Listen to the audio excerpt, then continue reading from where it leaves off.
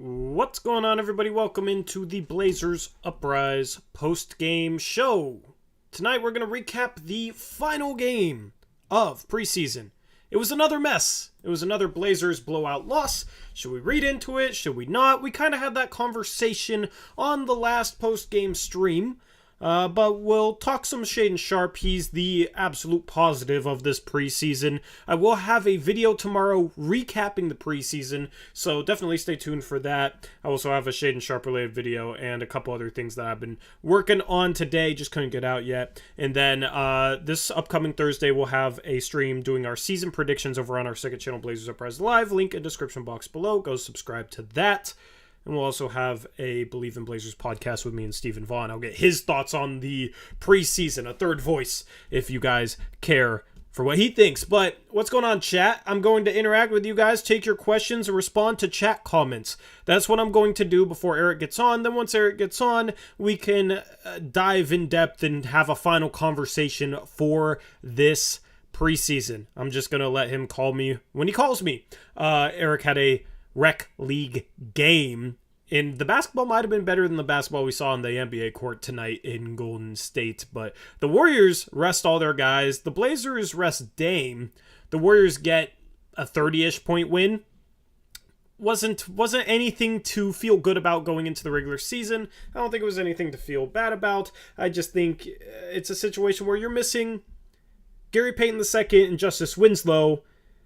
And then Nasir Little isn't himself, man. That's your three best defenders, or what should be your three best defenders. Two of them didn't play the past couple of games. Nasir Little is a mess off the ball, an absolute mess off the ball. Me and Eric will go into depth discussing him.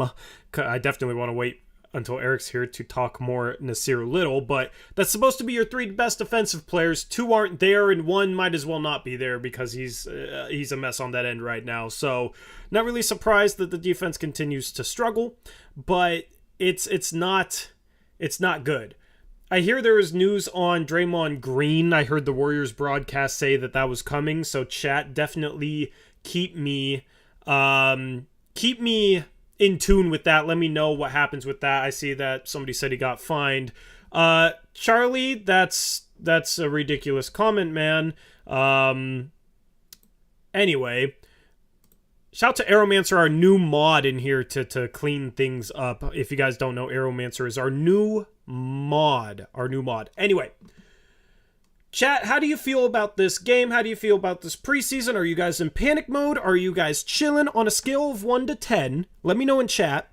1 being you're chilling, not worried whatsoever. 10 being absolute panic mode. You think the season is over before it started. On a scale from 1 to 10, how much are you panicking right now?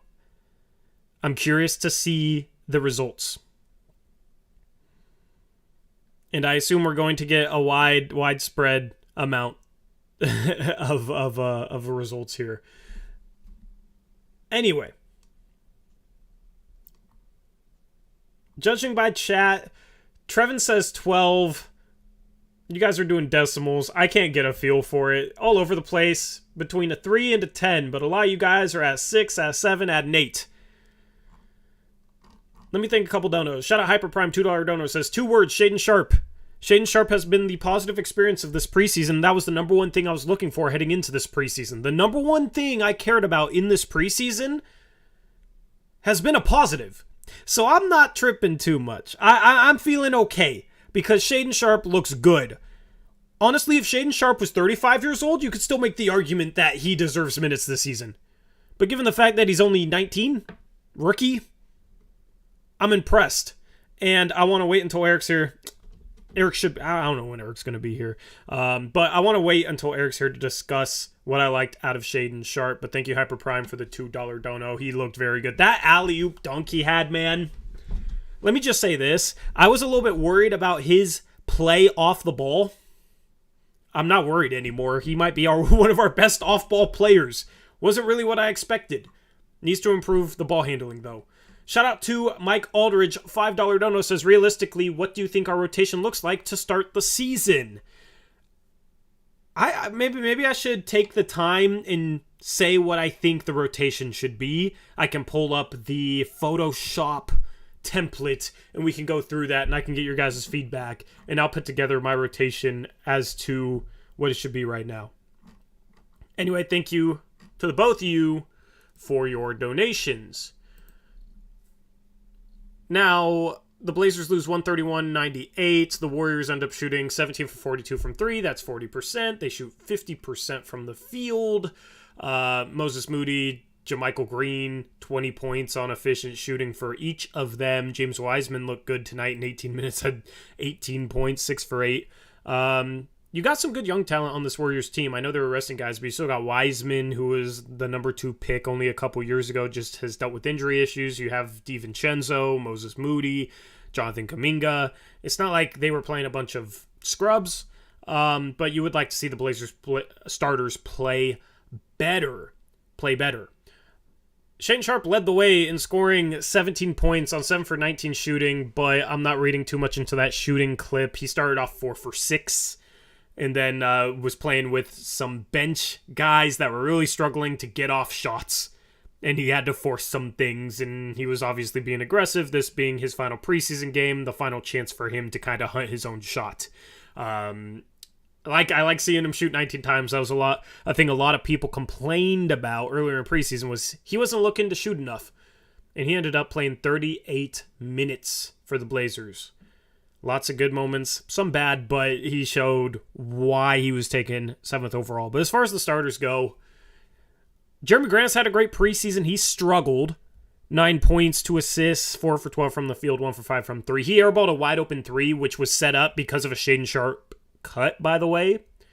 So, Sharpe cut well in this one. I liked seeing some of the things he did off ball on offense, which is absolutely a positive. He set up a wide open corner 3 on a skip pass from Nurkic out of the post that Grant airballed, but it was made open because of Sharpe's cut. But Grant struggled, and he played great up until tonight in the preseason, so this is just a bad game from him. Yusuf Nurkic in 17 minutes has 16 points on 6 shots. 16 points, 4 rebounds, and assists. He was 2 for 6 from the field, but he was 12 for 14 from the free throw line, which is kind of insane. Missed his only 3. Nurkic kind of struggled last game. The whole team did as well. Nurkic had 5 fouls in 17 minutes, fouling a little bit too much. I see a couple people in chat that want me to rant about Nurkic or rage about Nurkic, and they're done and they're freaking out, and I don't really get it after this game where the whole team plays bad, and Nurkic was almost our leading scorer on 6 shots at 16 points. Was only a -4 when he was in the game. Like, I don't know. He didn't play good, but I don't understand why people want me to speak bad about Nurkic in this game. I don't really understand. Yes, he fouled a lot. That's kind of what he does. That's kind of what he does. Shout out Dro, $5 dono, says, what if I told you a team with athleticism can't cut? What if I told you they can't close out? They ball watch. What can we even do? Effing pathetic. Thank you, Dro, for the $5 dono. At this point, I just don't think guys care. I watched Nas defensively when he was in there at the end of the game with like 4 minutes left, and that dude was barely jogging around on defense. He seemed like he didn't care, which kind of bothers me because he's one of the guys that should be playing hard. At this point, I don't think you should give him more than 15 minutes to start the season, and you should be telling Nas, who I don't think is in shape yet because he wasn't healthy until training camp. I think he ended up being out of shape, a little bit overweight. I think you end up telling him, you're getting 15 minutes to start the season, 15 minutes a game. Make those minutes, make as much of an impact in those 15 minutes as you can, and play the best defense that you can. Play the hardest that you can. Play as hard as you did when you were a rookie and came into the league and were stuck behind Mario Hezonja and Anthony Tolliver, but when you came in the game, you were all over the place, diving on the floor, playing hard. Okay? That needs to be the challenge for Nasir Little. If mentally he can't handle that and doesn't want to play hard, then I guess he's probably not cut out to be the player that a lot of you guys think he can be. If he takes that challenge and makes an impact in those 15 minutes and plays better defensively, especially off the ball, because he was a mess last year and he's been a mess this preseason in that regard, and he holds himself to a higher standard than he's been playing to in this preseason, then he gets more minutes. That's where I'm at with Nasir Little right now. And it's not 15 minutes for it to be a punishment. It's 15 minutes for him to get in shape, because he's not in shape right now. I don't trust him playing more than 15 minutes because I don't think he's in shape. But it's also 15 minutes for him to try and focus on making as much of an impact in those 15 minutes as he can. Because the only way this Blazers team as constructed does anything is if Nasir Little gets close to the player that he was in January last season and gets close to being the player that we all thought he could potentially become. It's just crazy because going into the season, I was like, I just need to see it consistently from him. He's shown flashes, and now it's like, wow, you know what? I'll take him showing it inconsistently to start this season. So even my expectations have fallen, and in the offseason, my expectations and what I thought of him wasn't positive enough for a lot of people. I got heat on a stream over on the second channel for saying that I don't think Nasir has consistently proven he's that kind of player and he needs to consistently prove it. But that's where I'm at with Nas. Do you guys agree? Do you guys disagree? Let me know what you think. Obviously, we don't have Eric here. I'll pitch this to Eric when he gets here. But yeah, right now, Nas, give him 15 minutes a game to find his rhythm. And that's what I think you do. Chat says Draymond Green won't get suspended. That's interesting. Not really surprising, but I don't know. Because stuff like that has happened before, but videos never come out. So that whole situation is interesting.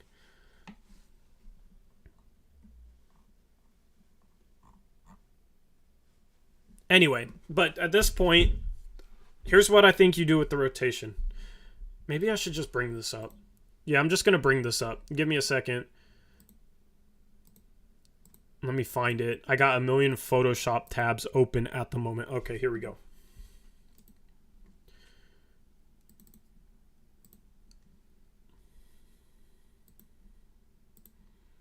Will this show it? No, it won't.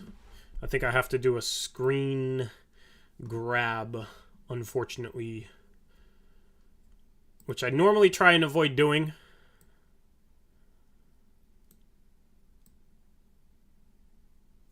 But I will do it anyway.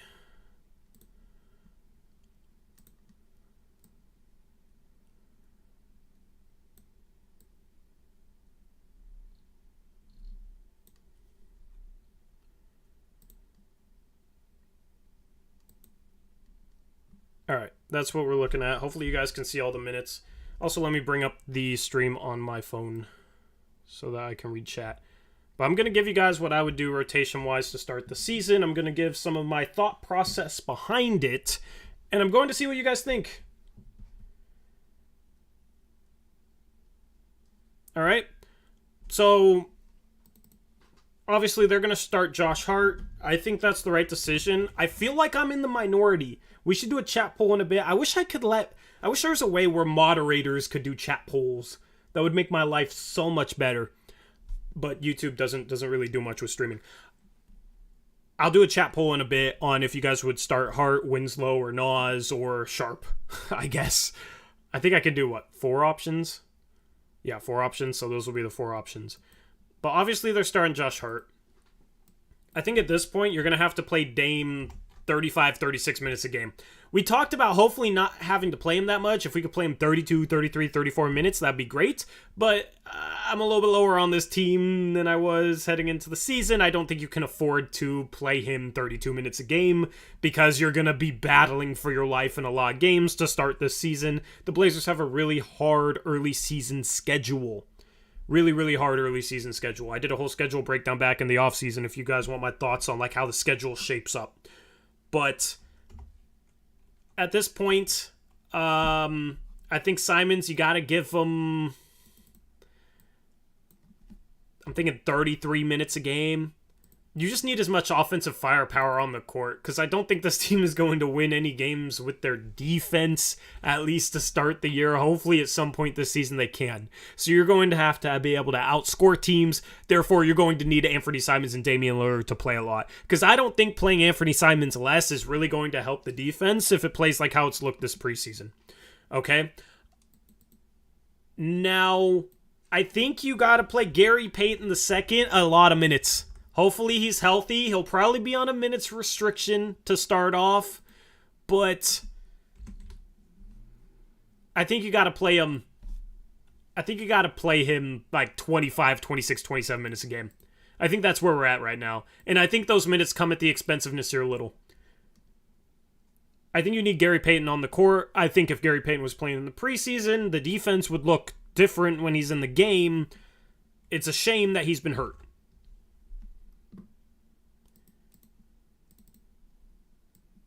At this point, I'm giving Shaedon Sharpe 15 minutes a game. I'm giving Nasir Little 15 minutes a game.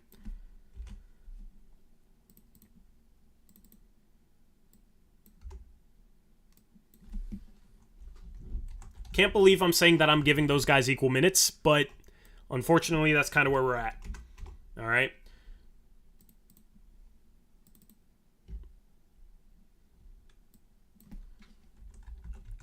Justice Winslow, 15 minutes a game seems a little bit low. And I've been down on Justice Winslow. If you guys have watched me, you guys know that. But we need his defense, unfortunately.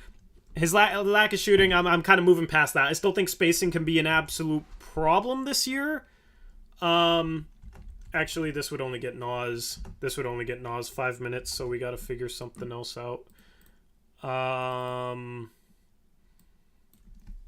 You know what? Let's do this.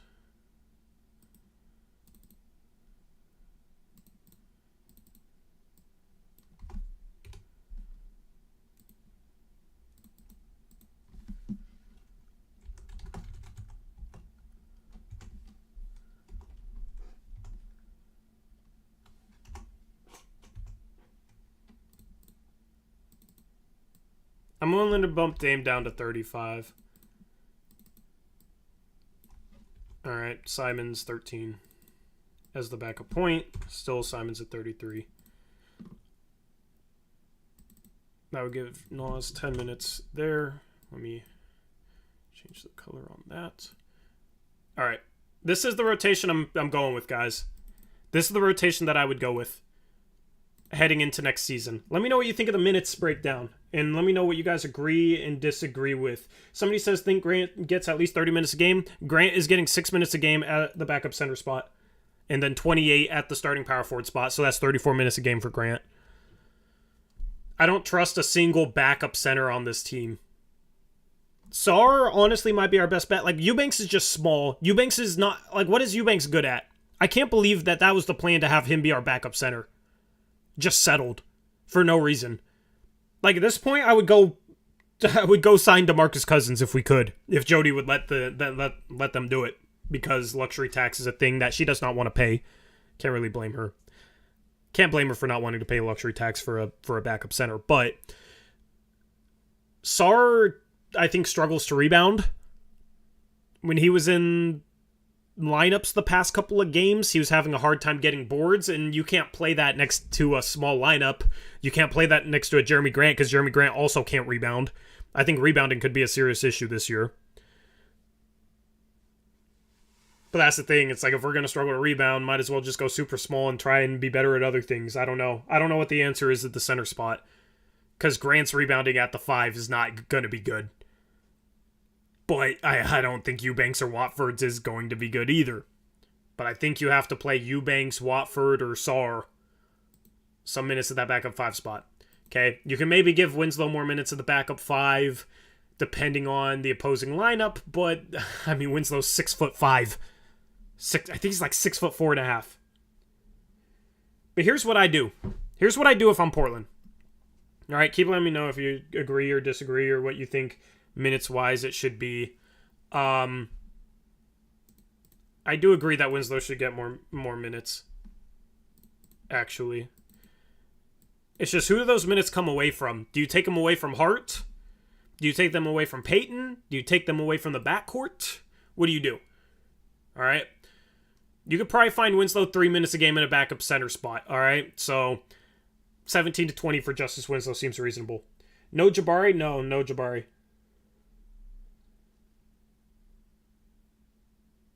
But yeah, if you want Nurkic to get 25, but that's the thing. It's like we're gonna struggle to rebound. All right, people love to hate on Yusuf Nurkic, but the dude rebounds. The dude is one of the best rebounders in the league, and that's something that doesn't get appreciated. I think this year, Nurkic might start to get appreciated for that because lineups without Yusuf Nurkic are not going to rebound the ball well. That is what I'm worried about. And then people were saying, you honestly might hear people saying that they wish Nurkic was in the game just so we could grab a rebound.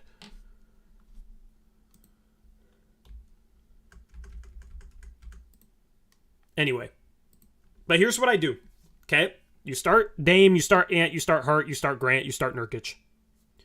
If the Blazers are struggling defensively like 3-4 minutes into the game, you sub in Gary Payton for either Anthony Simons or Josh Hart. And the 2 and 3 spots are like interchangeable, right? Sharpe could be the 2 with Payton being the 3. Like, they're interchangeable. 3-4 minutes in the game, if the Blazers are just looking out of sorts defensively, you sub in Gary Payton II for Hart or Simons, depending on the defensive issues, the defensive matchups, etc. Maybe it's Simons going out of the game because you need defense and you're willing to sacrifice that offense. All right? Then you sub back in. Simons is going to get subbed out in the 6-minute mark anyway, but you might sub him out a couple minutes early. Okay? I think you stagger both Simons and Hart with the bench lineup, and you try and get a bench lineup of Simons, Payton, Hart, Winslow, and, like Nas sprinkled in at the 3 or 4, and then Grant or a backup center. And I think with Payton, Hart, Winslow, especially if you have Grant as the small ball 5, you have enough shooting. You have a couple okay shooters in Payton and Hart. Grant's a good shooter. Simon's a good shooter. Winslow's your non-shooter in that lineup. I think that's what you do if you're Portland. Now, if the Blazers are okay defensively and they're on fire offensively, then you sub in Gary Payton a little bit later.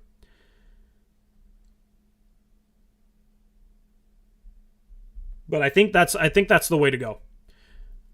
The second sub I would make is actually Shaedon Sharpe. So, I think on a game-to-game basis, you would plan on subbing Payton and Sharpe in 6 minutes into the first quarter. Get Sharpe some run next to some better players where he can just play off the ball, because I think he's a serious threat off the ball. And we'll talk a little bit more about that in a bit. All right? You leave Dame in the game until you sub Simons back in for him. Okay, so Simons and Hart out at 6 minutes, Payton and Sharpe in. You got Dame, Payton, Sharpe. Maybe you sub out Grant at that point too and sub in Winslow, and Winslow can play a little bit with Nurkic. That's an intriguing lineup. You got some guys that can cut in Payton and Sharpe. You got a playmaker in Winslow. Payton and Winslow are your defensive pieces. Nurkic can take a little bit more of a focal point in the offense, especially as a passer for those guys.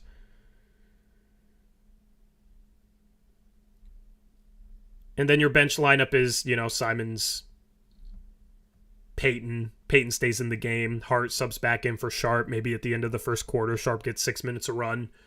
I think that's kind of how you should structure things, or how Chauncey should structure things. That's how I would structure it to start games. What do you think, chat? Where's Eric? Eric had a rec game. Eric will be here soon. Sharpe needs more minutes, says Caleb Wilson. Who are you taking them from? Because that's the thing. It's not a situation where the lineups have to be this rigid. If Sharpe comes in 6 minutes into the first quarter and he plays well for those 6 minutes, then you keep him in to start the second. Maybe you take a few minutes away from Josh Hart, or you sub Gary Payton out a little bit earlier to leave Sharpe in, or whatever, right? You move things around, okay? This lineup needs to be performance-based on a game-to-game basis, okay? That is the only way that you're going to see some improvement with the defense. Because I think you have to hold guys accountable on the defensive end from a playing time perspective, right? You have to reward the players that are playing the best defense. Your rotations cannot be rigid. It can't be a situation where you sub in Nasir Little and you're like, he's playing 6 minutes no matter what. And then the first 3 possessions, he falls asleep off ball and gives up 2 wide open buckets. No, you cannot have a rigid rotation with how bad the Blazers are defensively. Even the best teams in the league don't have a rigid rotation. But like Golden State, all their guys defend. You could have a rigid rotation, be fine. Right? They still have a more fluid rotation. They have a lot of depth pieces. But when you're in a situation where defensively you have struggled for years, you have guys that have been on those teams, you have new guys, but they've struggled defensively in the preseason, you have to set the tone that it's not going to be acceptable. And the number one way you do that is not playing guys that are completely effing up on the defensive end. The way you do that is if Simons is a complete mess. And I said you sub in Simons or Hart out early if the Blazers are struggling defensively, and you sub Gary Payton II in. Honestly, maybe you even extend that to Dame. Like, at some point, you have to hold Dame accountable. But that's the thing, is like Dame seems like the type of guy to hold himself accountable. He has not been good defensively in the preseason. I'm disappointed, but also I don't think he cares about the freaking preseason. So that's why I don't think people should overreact to preseason. Our defense is so bad. I think you have guys on this roster who just don't care. It's preseason. It's games that do not count. It's games that don't matter. Get into the regular season, if Dame's doing this stuff, then maybe he's the one you sub out early for Gary Payton II. And you move Ant to the point if he's playing better defensively. And then Ant gets to play with the starters and gets to try and be that guy. That is the best option for this team. You sub Dame out, you talk to him, point out where he's messing up defensively, say he has to be better. Then maybe you sub him back in with the bench lineup. Now, is that the best thing in terms of you want guys to get familiar playing with each other and play with each other consistently? I don't think you can have that luxury as a Portland Trailblazer team where, oh yeah, this is going to be the bench lineup, the 5 or 6 guys playing with the second unit, because you can't have rigid rotations. So it's not a situation where you're necessarily pairing minutes between 2, 3, 4 guys consistently. Guys have to get chemistry with everybody else on the team because the lineup needs to be fluid, because you have to hold this accountable if you're Chauncey Billups. Now, you also have to not scheme like he did this preseason. We can talk a little bit more about that, but we talked a lot about that on the last pregame show, or the last postgame show, the one after the Kings game. Me and Eric went in depth talking about how schematically what Chauncey Billups has done this preseason doesn't really make sense. It doesn't add up from the roster construction, from the defense that they played last year, from the defense they played in Summer League, and everything that they've talked about. They did not build a team to switch. They don't have a team to switch everything. They did not build that type of team. They're not built to, some teams are. And those teams have the luxury of being able to switch stuff and be fine. And that's the easiest way to guard stuff. That's something you don't have to work on, by the way, so I don't understand why we were doing it in preseason. The Blazers did not build the roster to be a switching defense. They built the roster to be an aggressive defense that tries to force turnovers. So, like, I don't know if Cronin and Chauncey Billups are on different pages or what, or if Chauncey's hiding stuff. It's just weird. We had a whole conversation on it on the last postgame show.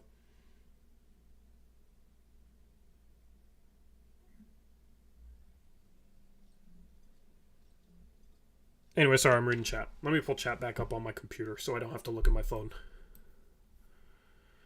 Okay. This is the last time I'm going to be nice about anybody saying to trade Dame right now. Okay? Because maybe it's a situation where somebody in here wasn't watching us all offseason. Now they came back after being gone for months.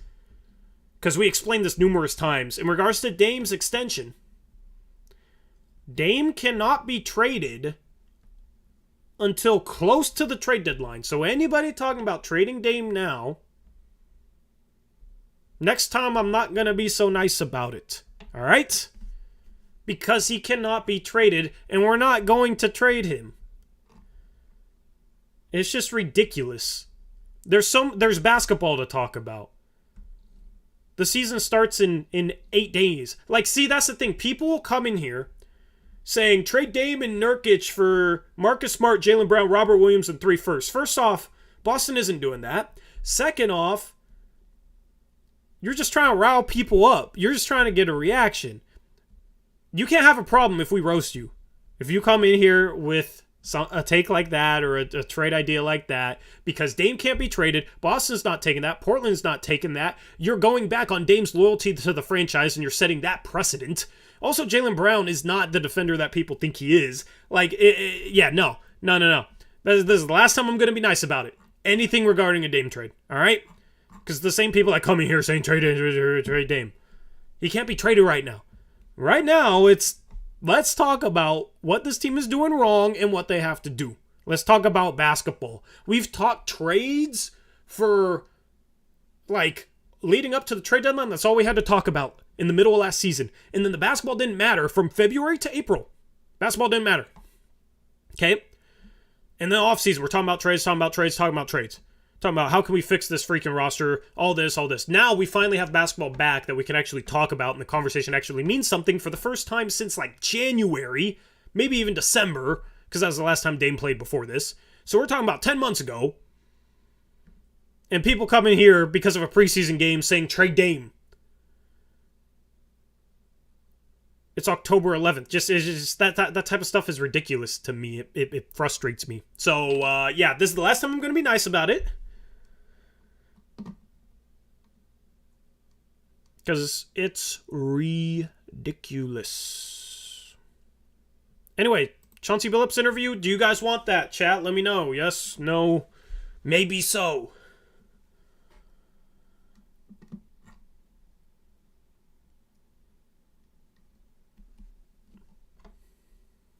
Also, I've had a pretty bad day, man. My Mariners pulled off just such a Trailblazers-esque choke job. If you know, you know. I'm not going to go into depth, but I was honestly handling that pretty well, not going to lie, to all my Mariners fans in here. I knew it was going to happen, so I prepared for it. When I knew when they were like, Robbie Ray is warming up in the bullpen, probably to face Yordan Alvarez. I had a gut feeling, watch, Alvarez is going to get to the plate and it's going to be Robbie Ray and we're going to die by the hand of Robbie Ray, almost like we did in Game 2 of the Wild Card Series. And that exactly happened. I had a sense of impending doom. All the way leading up to that point, I was prepared for the gut punch. I braced for it. Eric even said, why do you feel that way? Why do you feel that way? You've never been, in this position as a fan. I'm like, man, don't question it. I have a pretty good feeling for when bad things are going to happen to my sports teams. All my sports teams are the same, unfortunately.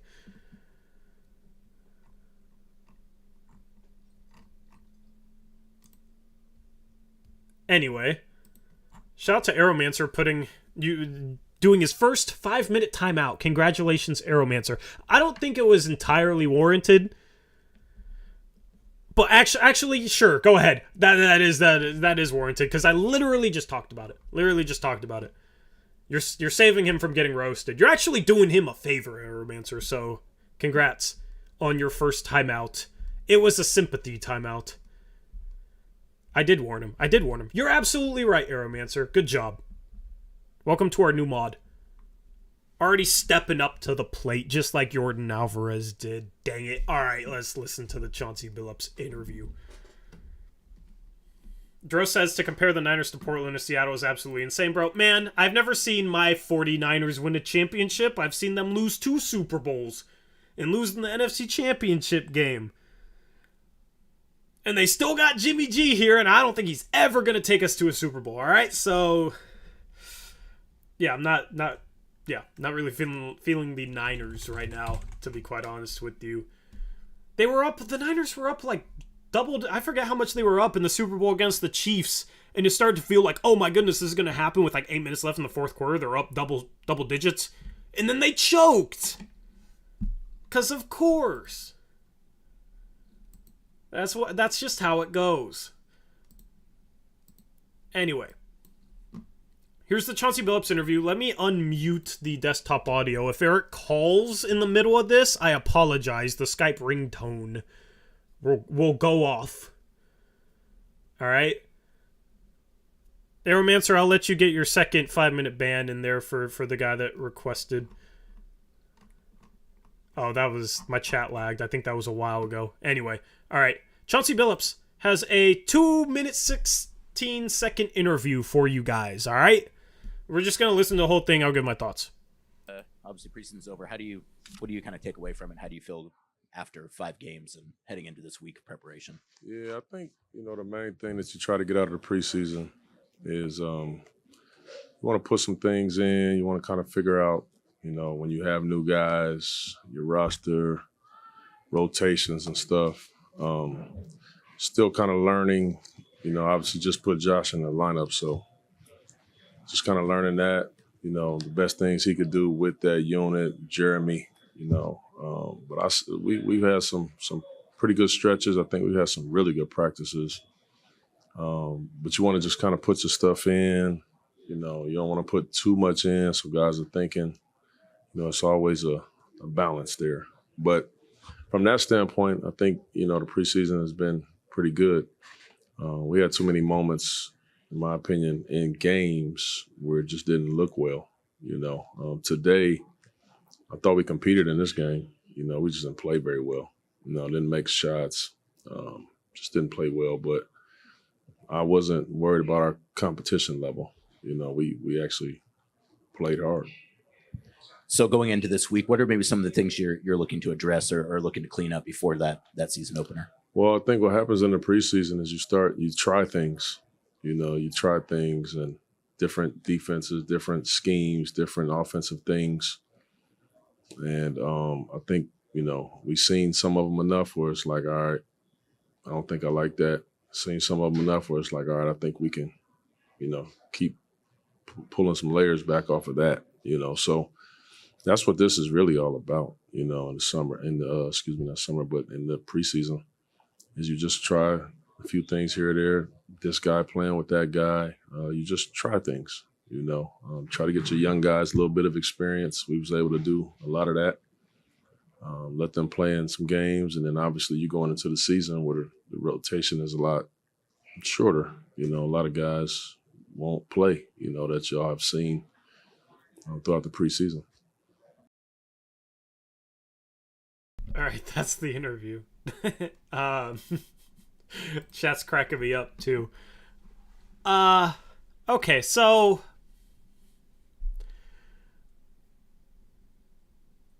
guys, what do I say? What do I say to that? Because the premise of it is correct.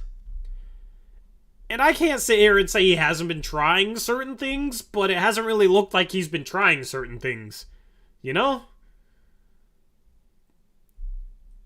But, like, his answers are in preseason mode right now. I don't know. I don't know. Like, there's a bunch of people in chat right now freaking out. Alright, say I in chat if you're one of those people that are freaking out at that interview.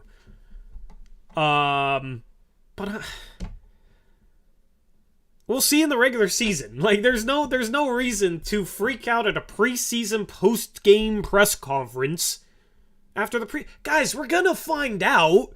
This could be foreshadowing for something really bad. Or it could mean nothing. They have 8 days of practices between now and the start of the regular season. Those practices are going to be important, obviously. We're gonna find out. Why freak out now? Why don't we just freak out when it goes bad? If it goes bad. Maybe it won't go bad. The way it looks like, it probably will. Why don't we just wait to freak out, though? Like, that's what I don't understand, man. Like, I get it, but it's preseason. Why don't we just chill and wait until the regular season happens,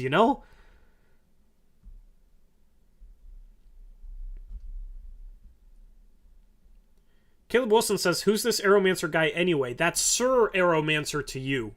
Alright? Guys, you freaked out more, like, a lot of you freaked out more to this interview than I did to the Mariners choke job today. What's going on?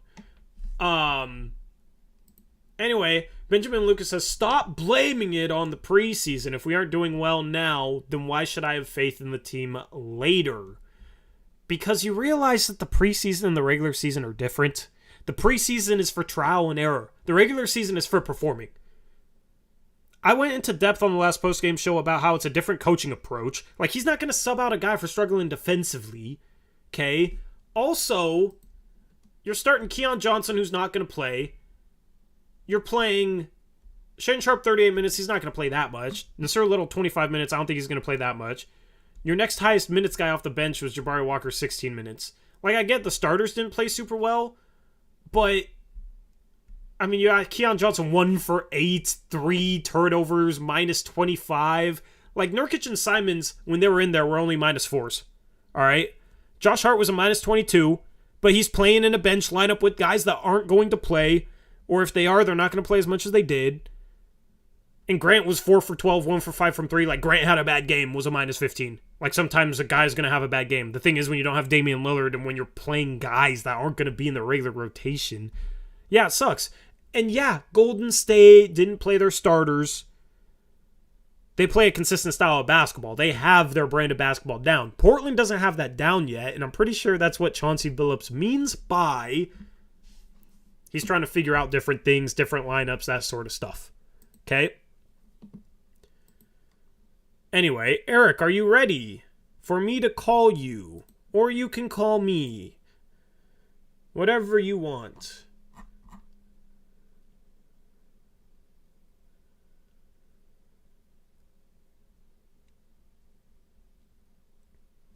But yeah, it's like, if things go bad in the regular season, things go bad in the regular season.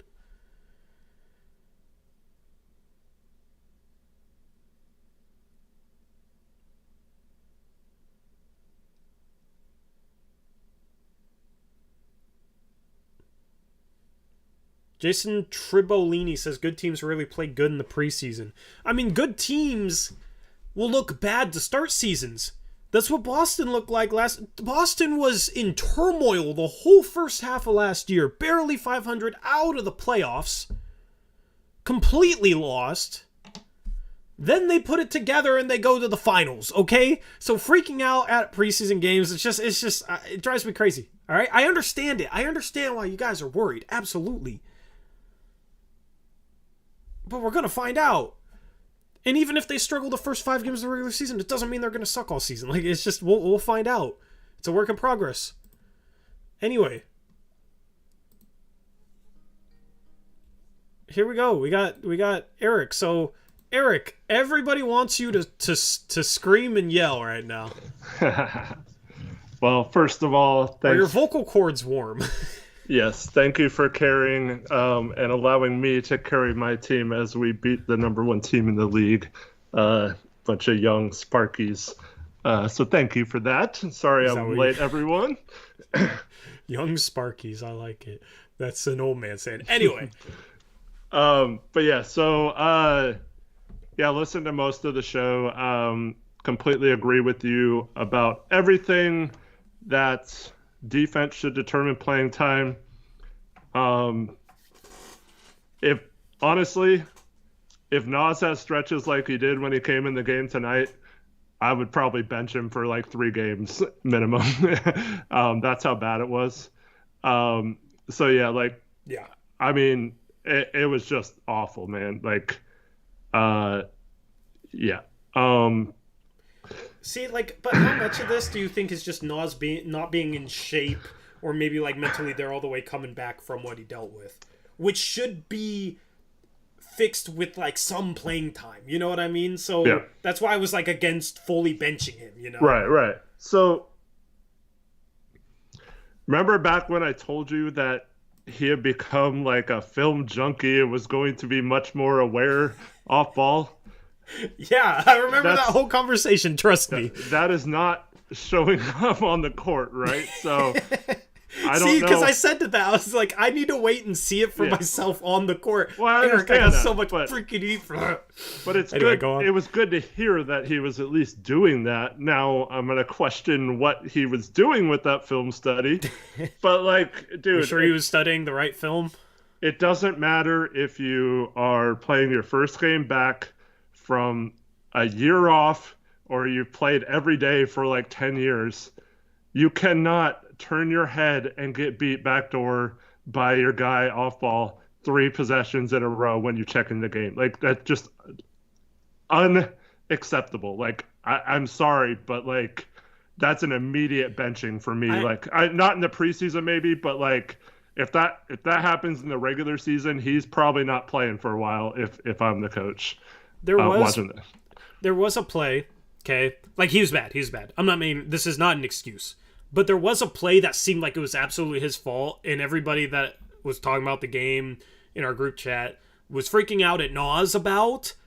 But there was a play where Nas was defending like the guy kind of towards the corner, and somebody was guarding the guy that was like a little bit above the corner, and they crisscrossed, and Nas just stayed on his man.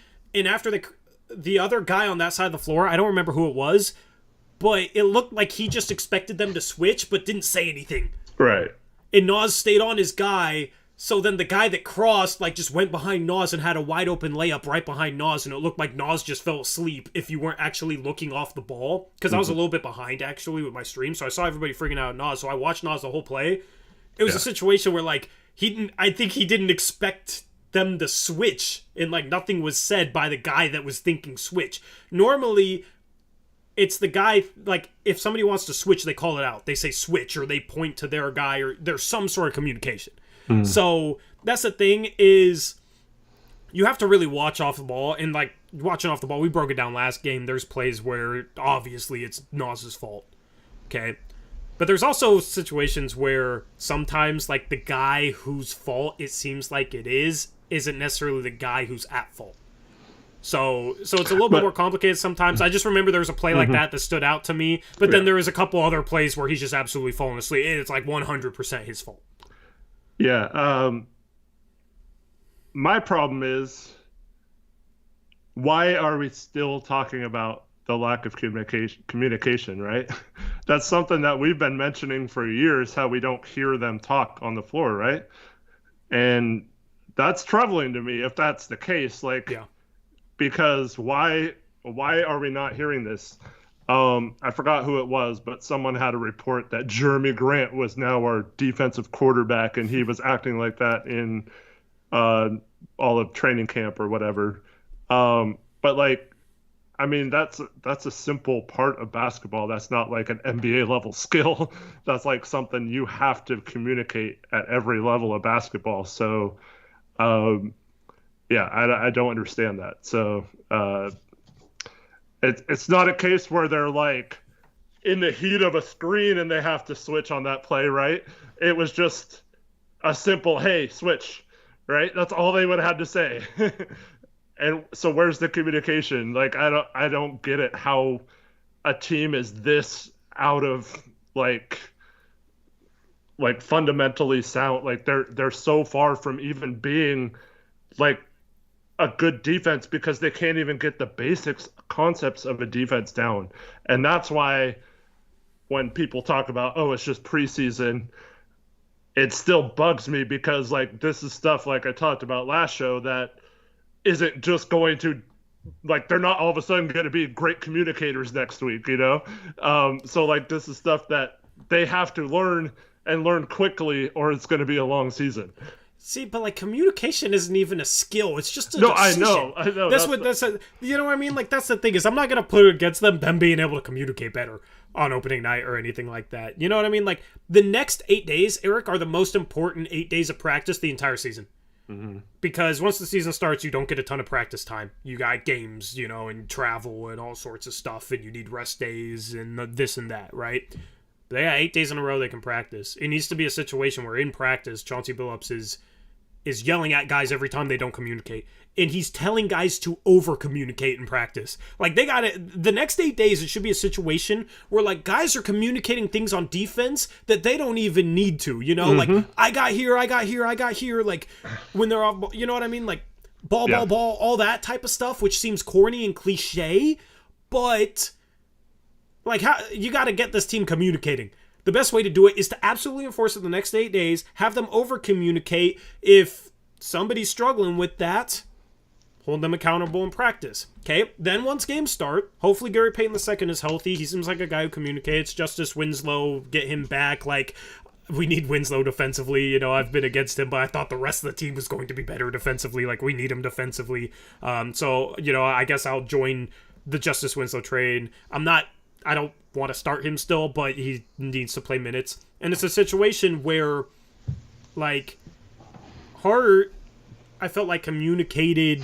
Last year when he played, we played decent defense, and he was a guy that seemed pretty active defensively, pretty into the game. You know what I mean? So that's the thing, is it's like, I don't think it's a situation where we have guys that are in the rotation that won't communicate. It's just, like, it has to be held accountable. And that's where it goes back to the rotation. Like, if guys aren't communicating in a game, you sub them out.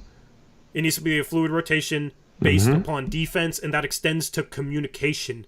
Because you might do all the right things, but if you don't communicate to a teammate that they have a screen being set on them or whatever, they're going to get burnt. Yeah, have you ever heard a coach in the history or anything, like relationship, like a school situation, where someone said there was too much communication, right? Like, that's not possible. It's not possible to have too much.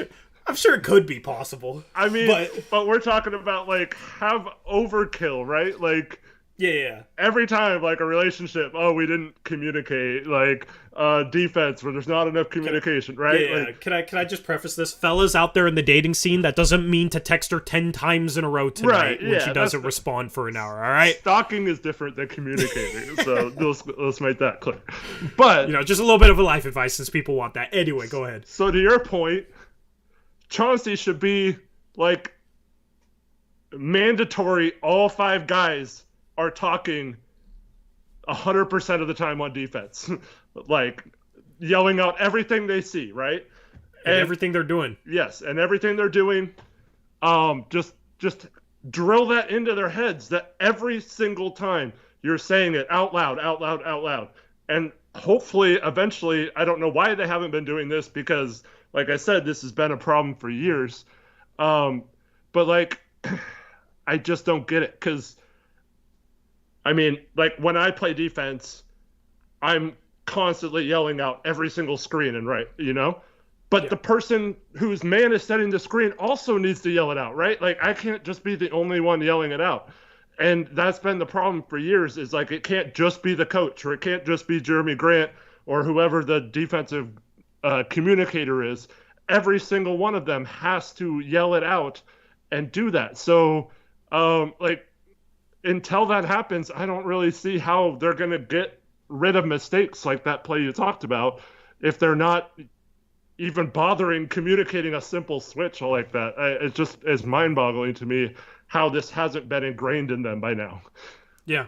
And here's the thing also, is if you have them over-communicate during practice these next 8 days, you'll have an easier time seeing who knows what they're doing and who doesn't. Yeah. Right? Because if it's somebody's help side responsibility and you're telling guys, shout out that you're the help man when you become the help man, depending on where the ball is, the situation, right? If you're guarding the weak side corner, maybe you're the help onto, the big man or whatever. I don't know. But, like, if guys are supposed to be the help guy in certain situations and you're having them shout out, I'm help, I'm help, I'm help, you'll be able to tell how soon they recognize that they're supposed to be the help guy.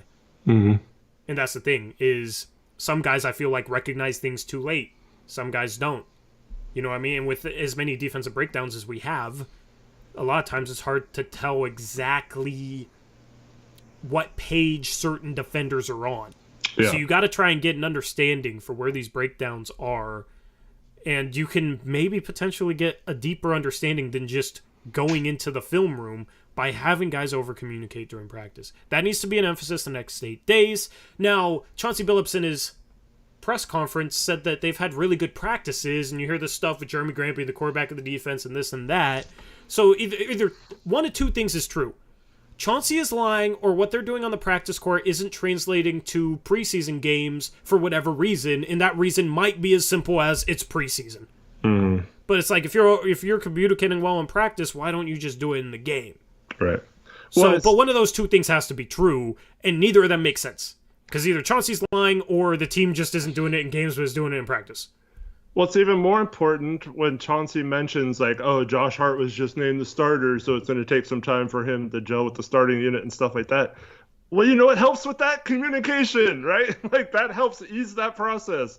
So it's just frustrating that that's like you're not seeing it on the court. Like I don't understand. And last year we did the same thing, right? We were like, oh, let's like preseason doesn't matter. Like they're just trying new things and new coach and all this stuff. But like it's starting to be a little frustrating that we're not seeing the practice stuff and the stuff that Chauncey consistently mentions every time he talks. We're not seeing it on the court. So when is that going to start manifesting into on the court basketball in an actual game? And until it does, I'm going to be continually frustrated about it. Do you feel like it didn't manifest itself at all to start last season, even if it was inconsistently?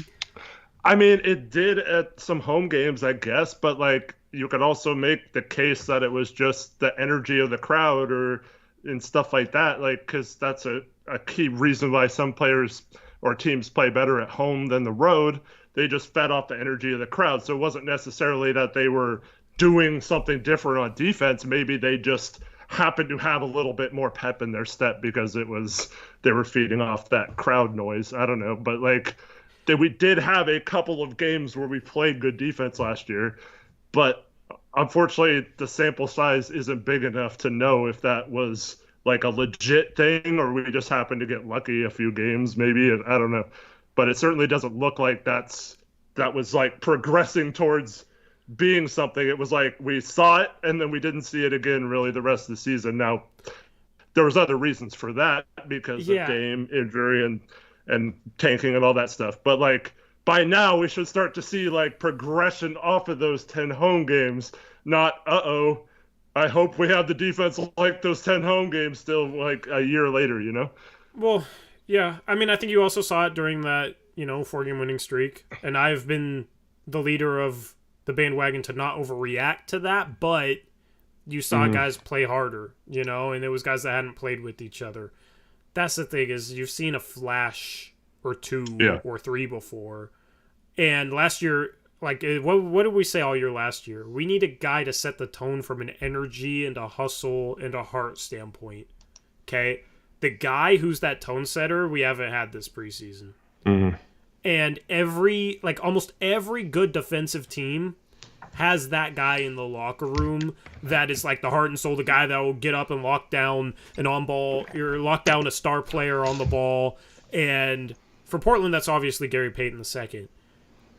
On road games, it's you, yourself, and, it's me, myself, and I, but, it's the team. That's it. The whole crowd's against you. The other team's going against you. Sometimes in Portland's case, the refs go against you. But you have to find your own energy on the road. That's where I think it's a situation where if the team comes out flat, first 3-4 minutes of the game, you got to sub in Gary Payton II, and then maybe he can provide you enough spark where you get into things defensively, where you start playing with hustle because Gary Payton made an insane defensive play, like blocked a shot, and you had a transition bucket the other way. Maybe Sharpe's in the game at that point, he gets a dunk, like that's the thing is it takes one or two plays to spark energy. Mm-hmm. The problem is it's preseason, and you don't have the guy that should be your spark of energy. But that's why, like, teams like having a Gary Payton off the bench that you can substitute into the game for energy. You hear coaches talk about that all the time, right? Your spark plug off the bench to give you a spark. Okay? Mm-hmm. So that's why I don't think you can completely act like some people in chat have acted like, oh, this preseason means we're going to suck in the regular season. Because I think Gary Payton II is the X factor defensively, the tone setter, the heart. Hopefully he ends up being the heart and soul of this defense, because that at least means this defense has a heart and a soul.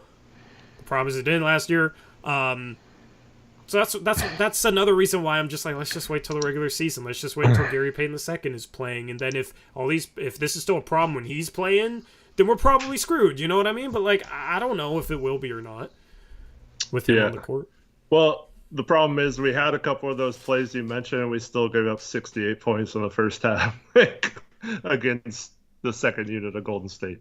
Like, I mean, I'm kind of worried with how long it seemed like they're saying Nas took to be ready. Payton had his surgery, at least a month and a half after Nas. Is he going to be ready to go right away? I sure hope so. But when did Nas have his surgery? I think in early June. Yeah, so a month later, Nas was ready. When? Well, they said full contact like a week and a half, 2 weeks ago or something. That Thursday. So like the first day of training camp. 12 days ago or something. Yeah. Wait, so he wasn't ready until after training camp started? Yeah, that's what they said. I mean, I don't know. Not 100%, but yeah. He might miss the first couple of games, and then he might be on a little bit of a minutes restriction. I don't know, man. The thing is what? Let me look at our schedule. Oh, yeah, we have a tough early schedule too. But yeah, but we do. Out of our first 7 games, 5 of them are at home. And then the only 2 that are on the road is October 19th against the Kings, that's opening night, and then October 23rd against the Lakers, who have also kind of looked like a mess this preseason.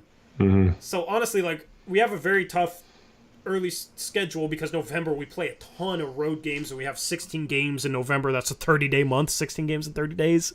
And the strength of opponent is difficult. But if we're not going to have Gary Payton II until a little bit into the season, that first 7 games actually lines up in a way that could be good for us, man. Because if this team comes out like they did last year, where they have all this energy at home, maybe a situation where they find a little bit of rhythm. They pick up a couple of good wins. You got Kings on the road, Suns at home, Lakers on the road, then 4-game homestand, Nuggets, Heat, Rockets, Grizzlies, right? Mm-hmm. Just be 4-3, 3-4 out of that. You get Gary Payton the second back. Maybe the defense looks a little bit better. You start to find more of a groove. Then you go on the road for a back-to-back. November 4th and 5th is both at Phoenix, who lost to the Adelaide 36ers by double digits because they didn't play any defense against them. You know what I mean? So Phoenix is a really good team, but they have their own chemistry issues and all these sorts of questions going into this season. So that's the thing is, if it's the same as last year to start the season, that's not a bad thing, because last year we were good at home defensively to start the season. It's just hopefully get Gary Payton II back by early November when they have a bunch of road games, and hopefully this season, if they have similar success at home, they can carry it over onto the road. Because the preseason looked exactly the same last year, right? And then they had success at home. Mm-hmm. So the thing is just parlaying that into success on the road. That's what it is. You mentioned you were talking about the bench rebounding when Nurk wasn't in there. Yeah. I agree with you. I hope people start to appreciate that. They won't, but the hope's there, right? They'll say Drew Eubanks is better, and yeah. But that's one of the reasons too why Hart makes more sense with the bench, is because he is one of the better guard rebounders in the NBA. So like he can somewhat offset that. So if the defense with Hart is not good, I would, when Payton's healthy, I would suggest maybe even starting Payton. And I mean, I think we need to set that tone on defense right away. If we start having starting lineups that aren't playing good defense and then are relying on our bench unit to save us, I think that might be a little too late. It might cause some problems, and then there might have some stuff where, like, why are we getting off to bad starts again? Like that whole thing. And yeah, I mean, I will say this though, like for as bad as they played this preseason, they've started off games okay. The first 4 minutes, they've been like tied. Mm-hmm. I think they were tied against Sacramento 4 minutes and tied against Golden State. So it's not a situation where it's like they're getting blitzed to the first 4 minutes or so. It's after that. And they were even competitive. The Blazers actually, after the first quarter, it was even. The problem is they just gave up 35 points. You mean that second quarter when everything good on offense we were doing just completely dissipated and we didn't do any of it anymore? Yep. Yep. And honestly, I thought this game started at 7:30 and it started at 7, so I missed the good part, I guess. So they were doing some really nice things. Well, let me just say this. Hold on. I do want to talk about that. But I want to address a previous point. I don't know. If you remove Hart from the starting lineup, I don't know if the rebounding in the starting lineup is going to be good enough. Because Jeremy Grant can't rebound, man. Shut up, Reggie Bush, ESPN. I don't care about your Wendy's commercial. But at least you have Nurk in there. I don't know. Yeah, but it's like, can Nurk out-rebound? Because Grant's a bad rebounding forward. And if you have an average rebounding forward next to him, and then you have two slightly undersized guards, I don't think Nurkic can do it all himself. So that's the thing, is I don't think you can... I think one of the lineups is going to have rebounding issues. And it's going to be whatever lineup Josh Hart is not in.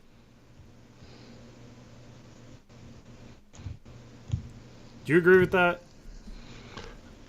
Yeah. I mean, I do think that makes a case for Winslow starting because I think he can rebound some, and he's good defensively. Spacing, like I know you have a good point that spacing would be an issue then, but I think that makes our both lineups more equal in terms of a little bit more balance than I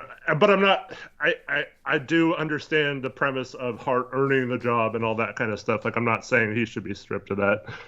It just, I just haven't really liked the flow of the starters, even though they were doing some nice things offensively tonight. I don't understand why when you have a front court of Hart, Grant, and Nurk, it's not looking better defensively, at least just by having better players on the court. Yep. But that's the thing is, the team isn't talented enough when it's like no matter what you do, you have some serious issues no matter who you start and who you bring off the bench. Like, I think this team has some, like, solid depth. I probably overrated it a little bit going into the season. But, I mean, no matter what you do, you're going to have an issue. And I see people say this, Tori, if this team is playing the right way, Winslow's shooting won't hurt us. Well, what makes you think this team is going to absolutely always play the right way on offense? Right? The thing is if you get stagnant, at least Damon Ant can bail you out. That's a lot harder if Winslow's also on the court. Okay? But then B, even if they play the right way, it's still situations where one defender doesn't have to defend all the way out to the three-point line. And even if you have good movement, good cutting, whatever, it's still going to make it a little bit easier for the defense to guard you when that defender doesn't have to extend all the way out. You can make teams pay for that at times, but not all the time, even if you're playing the right way. That's how I view it. Yeah. The thing about the depth is it might not be like high in depth, but the good part about it is I don't think there's anyone on this team, and I'll go as deep as like Jabari Walker, to say like you feel bad or it's going to make a huge difference benching Nas for Jabari Walker or something, or Nas for Winslow, or Hart for Sharpe or whatever. Like, I think Chauncey has to do what you were saying and hold players accountable and on the defensive end and pull them if they're not cutting it on that end. And you just keep giving people a shot, and all up and down the roster, I feel like we have 11 or 12 guys that are capable of filling holes and being just as good as the next person. Like I said, I'm not saying that it's necessarily high-end talent, but with the kind of roster we have, I'm playing guys who are doing what Chauncey wants them to do, and I'm benching guys who are falling asleep off ball and missing rotations and lazily closing out on three-point shots. I'm sending their butts to the bench, and I'm not feeling bad about it because we have plenty of guys who can take turns doing that. And if they all suck, you just keep rotating them until they get their act together, right? But and you figure out who will get their act together and who won't. Yep. Okay. And then you address that with a trade at some point. Mm-hmm. And around the trade deadline. Like, see Norm and Rocco last year, right? Yeah. So, dude, I just have a feeling I don't know. This is the first time that I've gotten the feeling and part of it was just watching Sharpe, and I like the way Sharpe looks. Mhm. But I mean, what do the Blazers have of value that they can trade that they should possibly consider trading? And Anthony Simons is like the only guy, obviously Sharpe too, but I think Sharpe has more value to us than he does in the trade market. Like I could see this. If Sharpe like develops well during the season, then we might have to start having an Ant conversation. And it's not like that I don't think Dame and Ant can't work, but Ant's your like piece with serious value, given his youth and what he's shown offensively and his potential. Well, the good thing is I don't think we have really any bad contracts anymore, so it's not like we can't trade guys based off that once they're available to be traded. But yeah, I don't know. I don't really want to think about trading it yet, but yeah, I understand your point, but I mean, Hart does have some value with a decent contract and stuff. Yeah. Yeah, I mean, that's the thing. People will be against it, and I get it, but some people will probably be for it. Some people say bring him off the bench. We're not bringing him off the freaking bench. Mm-hmm. Okay? I don't want to have that conversation again, because we always had it with CJ. It was never going to happen. It was just a pointless conversation. Like, I don't know if you heard me earlier. I ain't addressing a single Dame trade. All right, anybody that brings up a Dame trade that was in here, like honestly, in the future, any Dame trades, I'm just roasting them. All right. Anybody talking about bringing Ant off the bench? Huh? What if it's a sex bot? Bringing up a Dame trade. Is that bringing up a Dame trade? Then it's probably somebody pretending to be a sex bot. No, I was joking. It was just a regular. Yeah, because it's always like kissy face, heart face emoji. We got the revolving hearts emoji, all sorts of thing. The bite in the lower lip, all that stuff. Right? That's if a bot comes in here talking Dame trades, then I don't know. Maybe it's a sign. Anyway. Yeah, I mean, well, one, talking about trading Ant is dumb too, because he's not eligible to be traded till after Dame, and you just just made that. Yeah, right now. Yeah, but I'm just saying, like at the trade deadline, that could be. Yeah. Like that's the thing is, we gotta figure it out now. We're not making a freaking trade. I'm not discussing. This is what I said to start last season, Eric. Are you having deja vu? Yeah. We aren't discussing a trade until at least 20 games in, guys. That's what I said last year. That's what I'll say this year, because everybody wanted to talk trades in the preseason, and we weren't going to make a trade in the first 20 games. And it was always like, oh, what trades can we make to fix this and get better? And then we traded Robert Covington and Norman Powell for Keon Johnson. So nobody saw that coming. So we're not talking trades until at least 20 games in. But that's the thing is, like, we started off, 2-1 or 3-2 or whatever. We blow out Phoenix, and everybody's like, "Oh my goodness, this team could be really good. Look at what we just did to Phoenix." And then we go on a road trip, and we lose at Charlotte. We lose at Philadelphia without Ben Simmons and Embiid, and then I forgot who else Cleveland. I think we lost to on that trip too. Let me bring up our schedule from last year because I'm curious. Sounds about right. We came back 3-5, and then we went.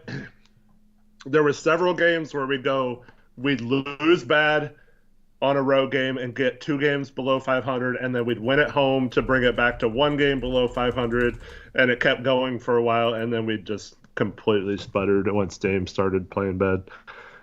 Yeah, we actually were 10-8. Yeah. We had a 4-game winning streak, all at home. We beat Toronto, Chicago, Philadelphia, and Denver. I don't even remember any of those games. I don't remember a single game from that. But we were 10-8. And our schedule last season, I think, was hard as well to start the season. We're sitting there like, we're okay. Dame hasn't been himself. Just wait until Dame is himself. You know what I mean? And that was almost 20 games in. Then didn't we lose 4 in a row then? We lost 3 in a row. We lost on the road to the Kings, the Warriors, and the Jazz. We came back home, we beat Detroit, but then we started falling apart at home. Mm-hmm. We lost 7 in a row. We were 11-11, then we lost at home to San Antonio, Boston, the Clippers, went on the road, lost to Golden State, came back home, lost to Minnesota, Phoenix in overtime in Memphis. We're sitting there at 11-18, and Dame was playing terribly because he wasn't healthy and all sorts of things. So it fell apart at that point, and that's when players started quitting. You could tell. That as Bootstrap mentioned, that Bulls game at home was the one we were down like 20. And then Nas had to stop on DeRozan at the last play of the game. Oh, yeah. Or was it Levine? It might have been Levine, yeah. I think it was DeRozan. But yeah, I mean, that's the thing is preseason sucked last year. We were 10-8, okay? And 20 games in, 18 games in, nobody was talking about panic trades. Right now, anybody talking about trades is talking about panic trades. Like, if you're seriously having a conversation, like, we need to do this trade, blah, blah, blah. Now, at some point, when I speak about Ant, it's at some point, if Sharpe's good enough, maybe that's the guy you entertain trading because he has trade value. But that's months away. I'm not seriously talking about that now. So a lot of people are seriously talking trades now. Trades that can't even happen because guys can't even be traded right now. Like, we need to stop having serious trade conversations right now. But haven't you always been if Sharpe is good, he's our 3? So maybe you trade depth. I'm saying, like, if Sharpe's good, plus the defense isn't good enough, like if we're not a good team because the defense still sucks, then it's a situation where maybe you start Hart at the 2, open up more minutes at the 3 until Sharpe's ready to start at the 3, and you start Hart and Sharpe, and then maybe, you're going to get something good back for Ant. That's the thing. If it's like a really good defensive piece, maybe things don't turn, maybe things are going weird in Toronto and the 3 forward starting lineup isn't working out, and Ant's a guy they take a look at. And they go a little bit younger, and maybe Siakam's available. You'd have to attach more. They'd probably want Sharpe because it's Masai Ujiri. Maybe it's not Siakam. Maybe it's OG Anunoby. Maybe that's yeah, but I mean, you'd need more back, but that's the thing is, like, you might have to make a trade to make the defense better. I mean, I don't know how this season's going to go. But that's my whole point is I don't know how this season's going to go. We're going to wait and see.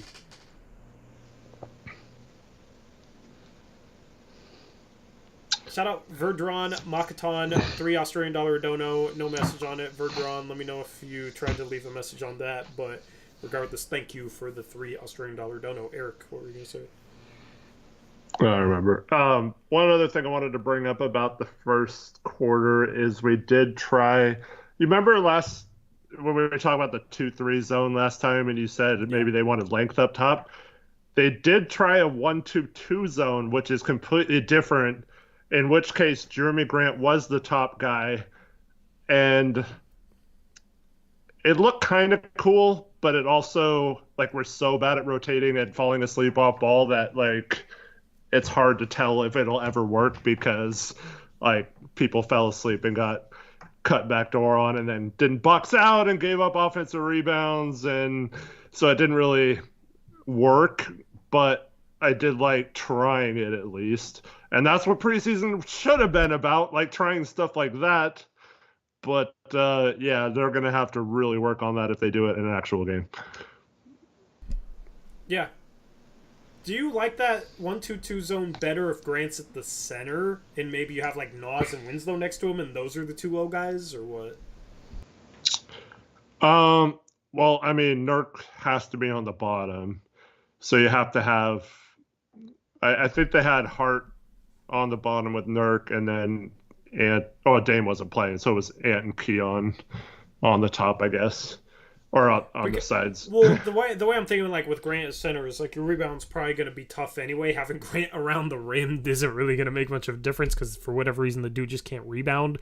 If you run a zone like that, you have to have guys that, like, are able to fly around a bit. Mm-hmm. Especially a 1-2-2 zone. That's, like, a lot of ground. That's the thing. A 2-3 zone, that middle guy, Nurkic, he doesn't have to cover as much ground. But if it's only 2 bottom guys, they have to cover more ground. So that zone would make more sense with Grant at the center playing the top of it, and then you have like Nas or even GP because he can kind of protect the rim despite being 6'2". Like GP2 and Winslow is the 2 low guys, and then you have your 2 guards as the 2 middle guys. I mean, this was the whole point of the defense, though, is like to mimic what like Mobley was doing with Cleveland last year, and he was the top guy trying to. So you the top guy forces him into the guard, and you kind of trap with the guard and the lengthy guy, the athletic long guy. So if that's not Grant, I don't think it's as effective with a smaller Hart or Keon or whatever. I mean, it would be good to pressure the ball more. Obviously, we need more pressure on the ball, but I don't think it's as effective in the 1-2-2 zone with Grant up top. Now, on the other zone, I completely feel the opposite, where the bottom two guys on the sides have to be good at help defense and rotating. So Hart and Grant, I feel like, are more ideal at the bottom two on that. But yeah, I think they're interchangeable somewhat on the top of the other zone. Yep. Anyway, I need to stop responding in chat to the guy I'm responding to that says we're overthinking basketball. Anyway. Oh, honestly, man, I don't... Okay, so I debate every season, like, do I want to roast people that just say ridiculous stuff in chat or not? It could be entertaining, but some people don't like when I respond to crap in chat, right, that I think is silly. So we've adopted a more professional, like, okay, we're just going to talk about the game and then respond to, like, questions and talking points in chat, right? But in the past, we've responded to trolls. What do you guys think, chat? You guys, is that the energy you guys want this season? Let me ask this. For anyone who thinks Dame is the problem, right? Tonight, what did we do? We started Keon Johnson, one of our best defenders at the 2, right? Ant plays the 1. He's big for a point guard, right? So we had size at the guard position. Hart's a good defender. Grant's a good defender. Nurk's a good defender. Dame wasn't a part of this. We still gave up 68 points. It's not Dame. It's a problem with the accountability and us not. We need to not allow these players to be lazy on defense. And until that issue is fixed, we could have, I mean, if you have defenders that aren't lazy, obviously it helps. But you have to have that hammered home by the coach. So this is all going to come back on the coach, in my opinion, because he started a good defensive lineup tonight, and it still wasn't good defensively, and they still didn't do a very good job. And then they subbed in with good defenders, and they did a terrible job too. So, like, how can you blame Dame on that? Yeah, I mean, it's just, here's the problem with a lot of sports fans in general. They want to have specific narratives and specific opinions, no matter what is actually happening. Okay? Me and you have always prided ourselves on, we're just going to talk about what we see and try and remove any bias from it or not. Like, we were on board with the Chauncey hiring. We couldn't stand Terry Stotts. Now we're questioning Chauncey's ability to be that right coach. And if Chauncey's not that right coach, doesn't mean Stotts was. Mm-hmm. It means both weren't. You know what I mean? Like, which is something that's hard for people to grasp. But, like, certain people are just too attached to certain narratives. And it's not... And that's the thing. Their arguments become based upon the narrative that they want to have and not what's actually happening. So... That's the thing, is why are we talking about Dame after this game as if he's the problem with, specific person in chat. And he didn't even play. Keon Johnson played. The defense was still as bad. And earlier in the stream, because that's the thing, is like people are like, you guys don't hold Dame accountable. You guys act like Dame doesn't have his flaws. Earlier in the game, I said it might be a situation where you have to sub Dame out early in games for GP2 if he's the biggest culprit of our defensive problems, because you have to hold him accountable if he's not getting it done on the defensive end. I've never sat here and acted like Damian Lillard's a good defender. I've said he's been a bad defender. Right? And what have I been saying this whole offseason? What's my motto been when it comes to Damian Lillard? On defense. Not to hide him. Yeah, challenge him. Make him have the tougher defensive assignments. Put him up on guarding the other team's best point guard or whatever. Like, challenge him to be that, because honestly, who cares if his offense suffers? Like, have to be better defensively or we have no chance of winning a championship, right? So challenge him to be 100% dedicated to the defensive end. So, and that's where I feel like he's good at. Like, he takes on those challenges and actually stays in front of his guy a lot of the time. He's good when he's supposed to be. It's yeah, just until he has to deal with an on-ball screen. Yeah, but you had a whole play talking about him dying on a screen, and you broke it down last post-game show. So I don't want to hear anybody saying we don't hold him accountable. And this is the problem with now years and years and years of bad coaching. Dame has never had to fight through that screen. It's always like, oh, it's okay if you get screened. We'll make up for it. We'll switch automatically. We'll do whatever. So he needs to start going back. Chauncey needs to sit him down and be like, you need to fight your butt over that screen. Like, you cannot get picked like this. You need to get through that. And it's unacceptable not to. And until that kind of attitude, that's the kind of mindset you have to be a good defensive team. If we're just like, oh, it's if Dame gets picked, we have to cover for him. Like, we can't do that anymore. Either these guys have to step up on the defensive end and prove that they're capable of doing it, at least being neutral defenders, or we're going to still continue to talk about these problems all season. Yep. Anyway. Yeah. I'm not, I will never, and for, just because we're talking about Dame, I will never entertain a Dame trade as long as he wants to be here. I've said that a million times, and I've explained my reasoning why. Okay? I'm not going to go into it more now, because I've literally explained it a million times. I'm not going to entertain it. And to anyone who asks about his trade value, who the hell cares? He's a Blazer. He gets to be a Blazer for as long as he wants to. I don't give a crap what his trade value is because we're not trading him. So who cares what if his trade value is less or more or whatever? Yeah. Yeah. And that's based on... Nah. Bro, okay. I'm done. I'm done with this. Okay, well, you're hidden because you're... Yeah, alright. Done with it. Get the hell out of here. Anyway. Not gonna entertain it, alright? Kieran, you're fine. I mean, people act like assholes, man, and it's just dumb. But, yeah. I mean, Caleb, if you're still listening, you know we back up our reasoning behind that. And so, it's not something that you should have been questioning after how long you've been listening to us. Yeah, but it's just people that poke and prod and say the same stuff and have the same hater narrative on specific guys is what I literally just talked about. Mm-hmm. In this, I don't know if it's for a reaction or what, man, but yeah, I mean, that's the thing. Maybe I start roasting them. People want a reaction. Or I ignore them. I'll probably ignore them. Just ignore them, yeah. But it's preseason, all right? So I'm getting it out of my system now while I can. All right, chat? I'm getting it out of my system now. And then once the regular season starts, then, then we're going try hard with the graphics and all of that. And being professional. Anyway. I thought Sharpe looked good. Dude, his cutting, Eric.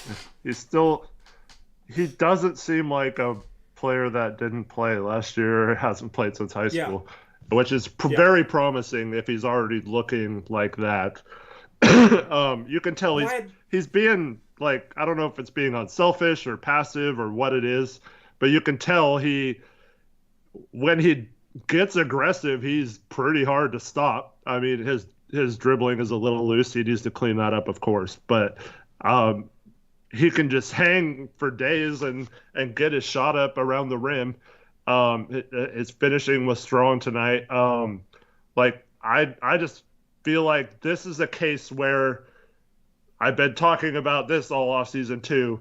A case where this is a guy who the more minutes you force him, the better he's going to become. And I think he's definitely shown that he deserves at least some minutes in a game. And it's not just giving it to him because he's the 7th pick. I feel like he has actually earned it. He's actually earned it. Yeah, which is what I wanted, man. Mm-hmm. I had this realization. maybe it's not realization, maybe that's not the right word, but at some point in this game, it was like, how does this dude seemingly know how to cut better than anybody else on our team, and he's a 19-year-old kid who didn't play in college last year? Well, our other rookie is also probably the other good cutter on this team. How are those two? Yeah. Dude, like, but like Grant's a good cutter, right? So I guess like, I don't know. It's just like, man, why do players when they come here, it seems like they lose the ability to know how to cut or play defense. Gary Payton II is also a really good cutter, so hopefully Gary Payton... Like, that's the thing. If he just stops cutting and he pulls the Derrick Jones shooter, camping in the corner and sucks on defense, man. Then it's something in Portland, man. It's something in Portland then at that point. Like, Can you hear the press conference, Chauncey Billups? Well, we were 29th in defense with him, and we're 29th in defense without him, so...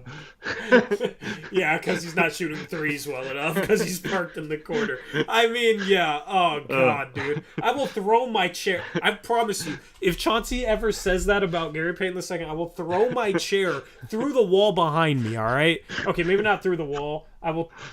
I'll throw it somewhere where it won't mess up a wall, but I will throw this freaking chair. All right? Thankfully, Chauncey's not that bad. Hopefully. Yet. But, yeah. I don't know if I would be able to stop laughing enough to be mad at that. Like, I would just be on the ground. Well, honestly, I might laughingly throw my chair through a window, all right? Like, it'll be maniacal. No, but it needs to come full circle with the hat throw, and you need to land it. Dude, I'll put my hat on top of the chair and throw. I don't know. But at some point, I have to raise the bar in terms of what I'm throwing, okay? Because at some point, it just gets more and more ridiculous, all right? So I think if Chauncey says that at some point this season, if he implies that Gary Payton II doesn't help our defense or something, and therefore he's not playing him or whatever, no, it doesn't deserve a hat. It deserves a chair, okay? So... AJ, the clock's actually working. I don't know if I'd probably get in trouble if I broke it now that I fixed it. You should go buy a clock just to throw it. Go to Goodwill, buy a $1 clock, and that needs to be a thing at some point. And do it while wearing a candy necklace, since that's also a thing. If you're new to the channel, you have no idea what we're talking about. But that's the thing is we have guys that cut right on the roster, but like Winslow's a guy who cuts. You know what I mean? Like, it shouldn't be a problem with cutting. Mm-hmm. The problem is that, well, here's the problem, Eric. We have guys that know how to cut. Do we have guys that know how to set off-ball screens if it's not a part of a set? Like, do guys realize, oh, well, I should screen down for this guy, or I should set a back screen for this guy if it's not a part of a set? That's why I was really encouraged with some of the sets they were running in the first quarter of this game, because it was like Hart coming off screens around the free throw line, going downhill, and a lot of the action was getting guys moving directly towards the basket down the middle of the paint or on the side of the paint, instead of coming back towards the top or to the corners or whatever. There was a lot of good action to where someone got free with like a line drive towards the hoop.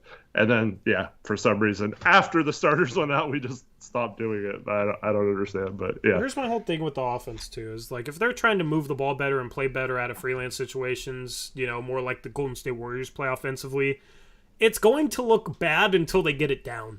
Like, because in order to learn how to play like that, you have to have a lot of possessions where you're not in a set.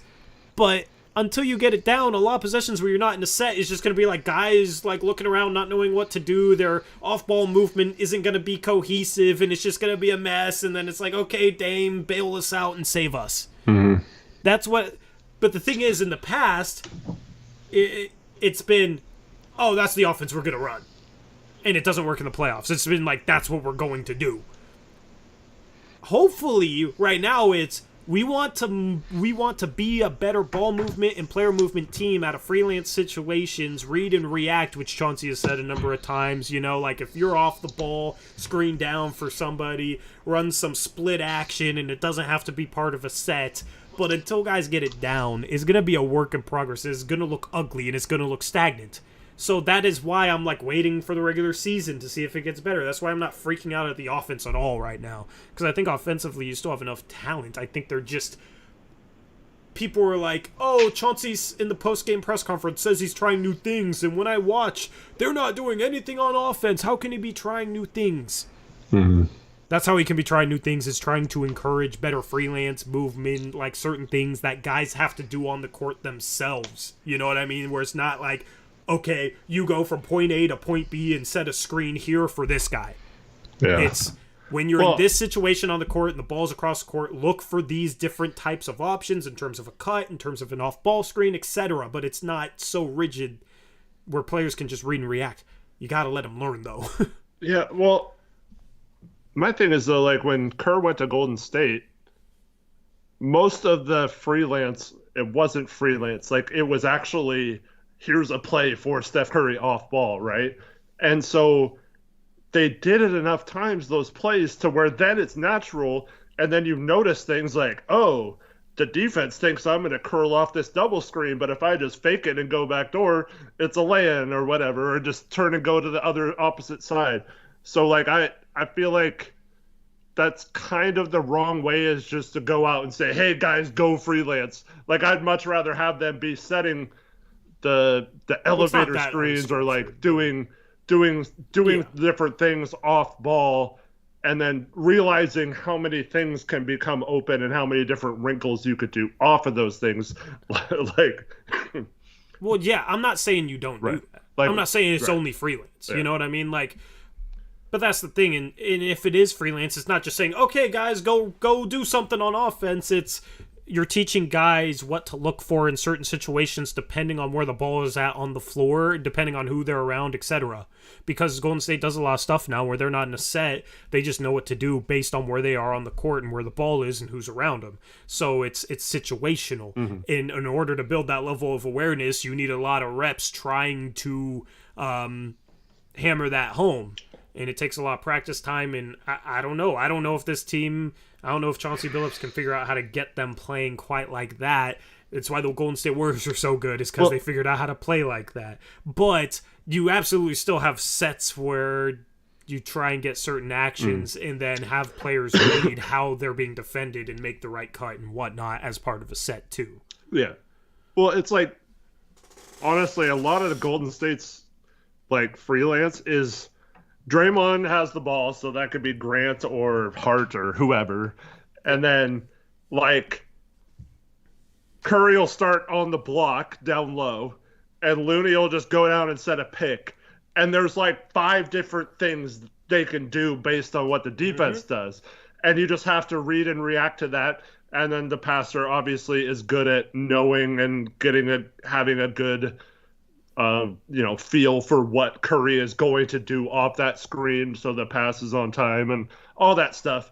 So, like, it's not necessarily they're running a set. They just run a basic play, and they have all these wrinkles out of it. And it seems so simple. I don't understand, like, why we don't try just running that and then running different wrinkles. And then in film, you could be like, hey, next time, look how the defender played you. If you just curl off it this way or go around this way on the pick, the defender will be lost behind that screen or whatever. Yeah. So, yeah. Well, my hope right now is that's what they're trying to do in terms of preseason, and that guys like Ant and Dame is just like, they don't know exactly what to do in the moment, so they just come up and grab the ball, and then they're not in a set, and everybody's standing around. You know what I mean? Yeah.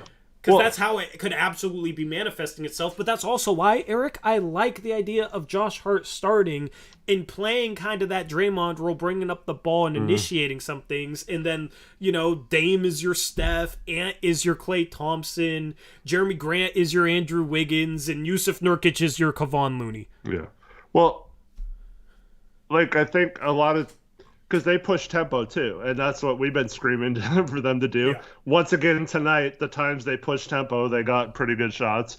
But then they just stopped doing it. But it's something you either have to do a lot of, but you can't just make your freelance be pushing the tempo and creating chaos out of there. It helps.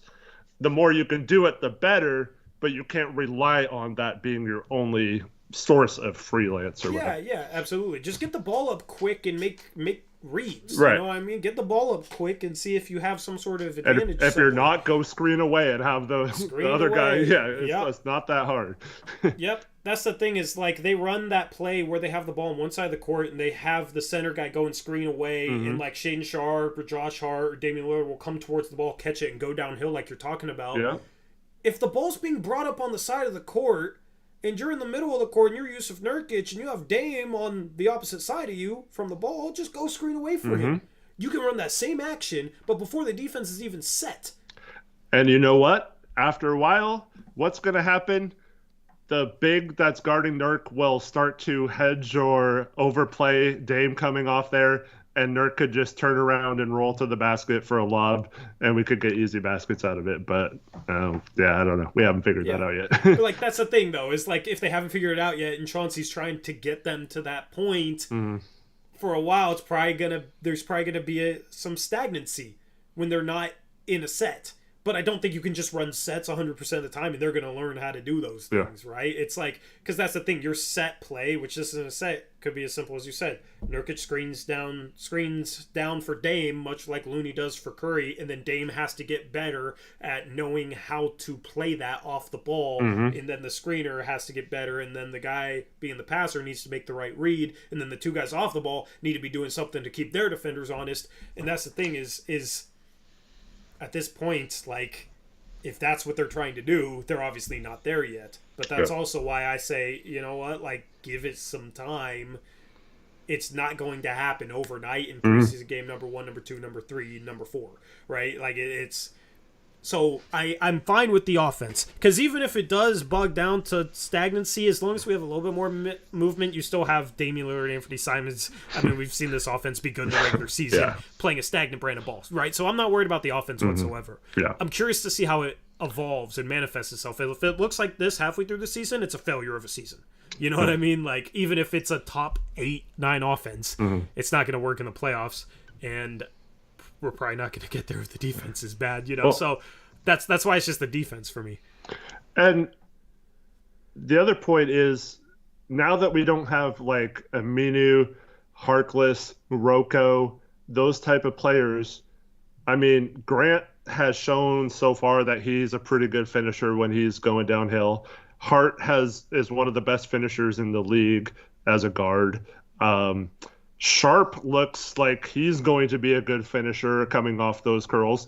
So running that double screen for one of those guys curling to the middle to where they catch the ball as they're curling back towards the basket right around the free throw line and getting the ball to them in space, I think that's going to cause a lot of havoc on offense. So I want to see that be something we take advantage of, because we haven't had those type of players that Dame and Ant or CJ in the past can just, oh, this guy's coming off a curl, like, this is the right read to give him the ball. It's not going to be like, oh God, I hope he holds on to the ball and doesn't turn it over, or, like, I hope he gets a shot off, or, you know, or I hope he doesn't, like, flare to the 3-point line or whatever. Like, just run some of those plays, get those guys involved in the offense, and that'll open up our shooters more too later in the game. I just hope we see more of that kind of stuff, because I am excited that we have players that are capable of doing that this year. Yep, agreed. Let me think a couple donos. Shout out to Gray Hughes Investigates. $5 dono says, Pain money, Sharpe's dunk, only good part of the game. Yeah, I mean, that's the thing. You learn how to move players and move the ball. All of a sudden, the Shaedon Sharpe becomes valuable, man. Like, Eric, I was worried that I didn't know how he was going to play off the ball. And in game 1, he's just kind of standing there. It looks like a deer in the headlights, right? Yeah. He made a number of, I don't know if that was a planned backdoor lob set for him, but on the fast break with Keon Johnson in the Maccabi game. Yes, I know it's Maccabi, but he, like, runs down the court to the corner, realizes he has a chance to cut and get Noop, and does it. Yep. You know what I mean? Like, I've been very impressed with the fact that he hasn't really forced a ton of bad shots. I was thinking, like, oh, he's going to be a guy that just hunts his own shot. No, he hasn't like overhunted his shot. A lot of people want him to be more aggressive with the ball in his hands. Thing is, I think he needs to get better ball handling, but I expect him to hunt his shot too much. He hasn't. And then off the ball, he's making cuts. You know what I mean? That's the thing, is, like, that makes him potentially useful offensively, because, like, hopefully he can shoot well enough on spot-up threes. But then if he can cut and be a lob threat and be a transition threat, offensively, he won't be a negative year one. And then you have all the time to fulfill all the potential with him as a ball handler by improving his ball handling. Like, so I'm at least he's been promising. That's also why I want to give him the ball, like coming off screens where he knows that the play is designed for him to be aggressive and take the ball at the hoop or whatever. So the more we can get him into those actions instead of just, because I don't think it's a good idea to just pass him the ball on the perimeter and have him ISO or something yet. Like that's something that I think he will be capable of in the future, but maybe not quite yet. But then you combine that with, I mean, he's one of the few people who's actually staying in front of their guys and not falling asleep a ton on defense too. So that's also encouraging that he's like better day one than we probably even could have imagined on the defensive end. I'm not saying he's great or anything, but like these are things that are going to lead to him getting playing time, I think. And if he's this far along already, that man, the future is pretty bright for him. Yeah. I mean, it's the ball handling, man. The ball handling is the number one thing holding him back offensively. Which is not something to worry about because that's one of the most easily developable things. He like his footwork's good. He's shifty. Like he had a hesitation move that I thought looked good today. He has the athleticism. I think he has the quickness. Like he has everything except the ball handling ability. And like even like one of his first buckets was a behind the back step back mid-range jumper. You know what I mean? So it's like I think he legitimately has the package to be a gifted go-to scorer. He just needs to become a better ball handler, which is good. Aaron Manser has an interesting, like I don't think he's saying he plays like this player, but just have him come in and play like Jake Layman did in 2019, where he moved a lot off ball, got lobs when they were open, and tried his best on defense. Right? Yeah, that's not bad. Like it's not a horrible way to use him. And if he gets open threes and can hit him a little more consistently than Layman, then maybe it's even better. Yeah.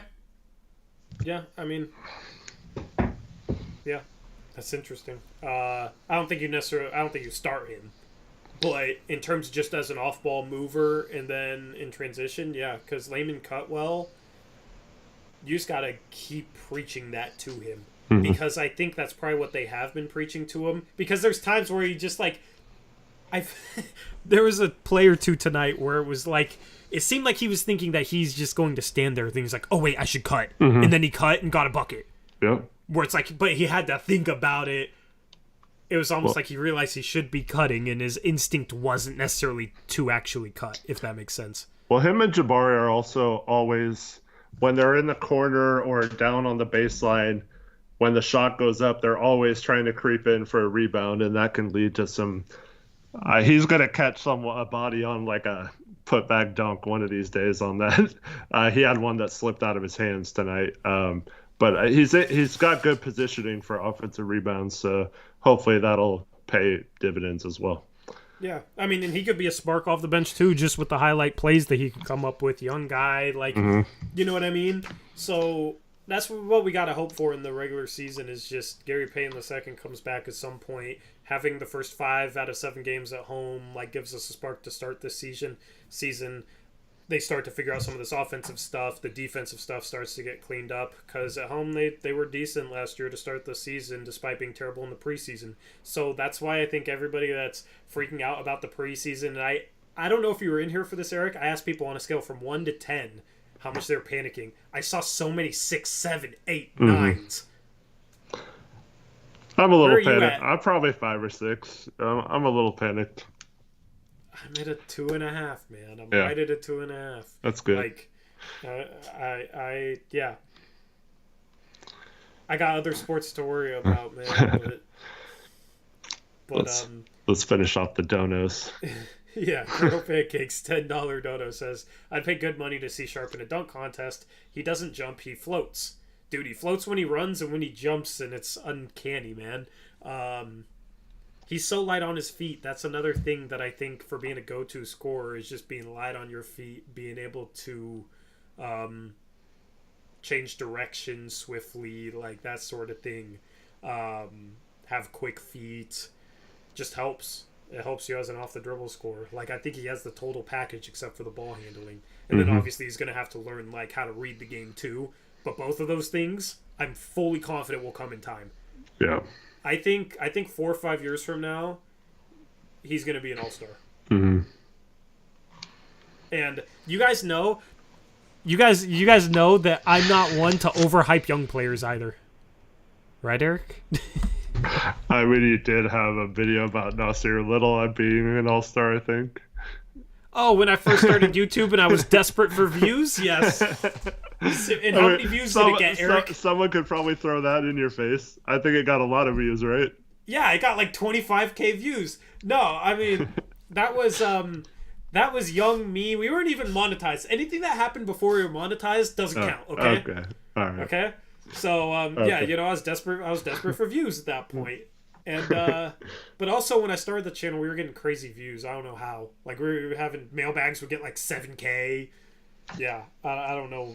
YouTube doesn't make sense to me, man. But anyway, thank you, Colonel Pancakes, for the $10 dono. Appreciate you donating again. Thank you for the support. Shout out Fly Guy 95 with the $9.99 dono. Almost sounded like a bar there, but shout out to Fly Guy 95 with the dono. It says, Arrow, congrats on the promotion. Yes, congrats to Arrow Man, sir. He had his first 5-minute timeout earlier tonight. It was a touching moment, Eric. And then it says, and then the dono says, Tori and Eric, thanks for the content. Hope to see better player movement soon. Yeah, fingers crossed, man. Thank you for the donation. Hopefully. Yep. It hasn't been bad at times. I think they're progressing hopefully towards it. I'm excited to see game 1 what the offense looks like.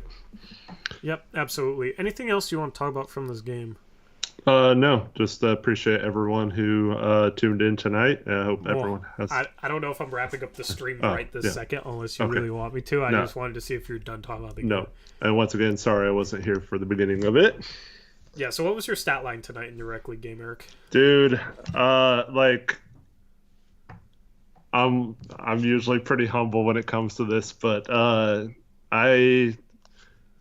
the last 2 weeks, man, I've had like my best games in probably like 10 years. Really? Why is that? I probably had I had at least 40 points tonight. 40? Yeah. I made my free throws, including two. You made your free throws? 2 clutch ones at the end. I probably had close, somewhere between 12 and 15 assists. And of course, probably close to 20 rebounds. So yeah, probably like a 40, 20, 15, close to that stat line in like a actual game against like the best team in the league. So I'm feeling pretty good right now. Yeah. Shoot, man. I would say we should throw you on our Sunday team, which is named Blazers Uprise, because they didn't have a name. I had them name it Blazers Uprise. But I don't know if you'd like playing with some of the guys on our team, man. I'm not him. It was one of those teams where they had a guy who was taller than me, but like I felt kind of bad because he could not guard me. So like, yeah, felt bad, so you had to drop 40 on him. Well, I'm 6'6". So I could.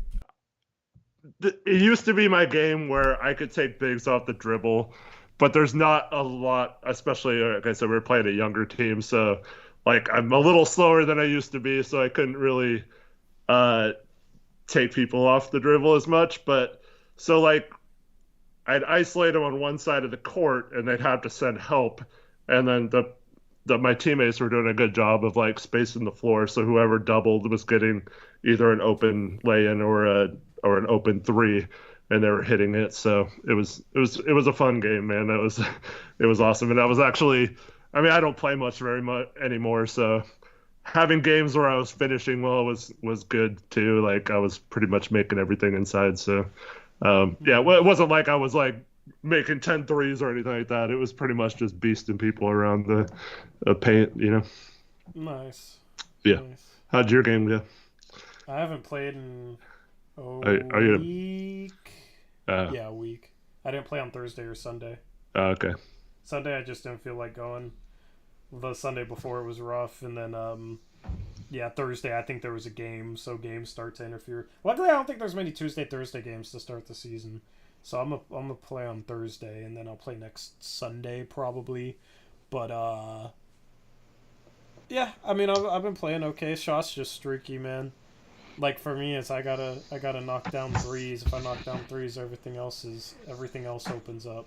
The playmaking opens up, the shot creation opens up, I'm able to drive easier, that sort of thing. Yeah. If I don't make threes, guys sag, and it's a lot harder. So it's just kind of the way it goes for me now. But yeah, well, I mean, a few weeks ago we won a game, but I didn't take a single shot.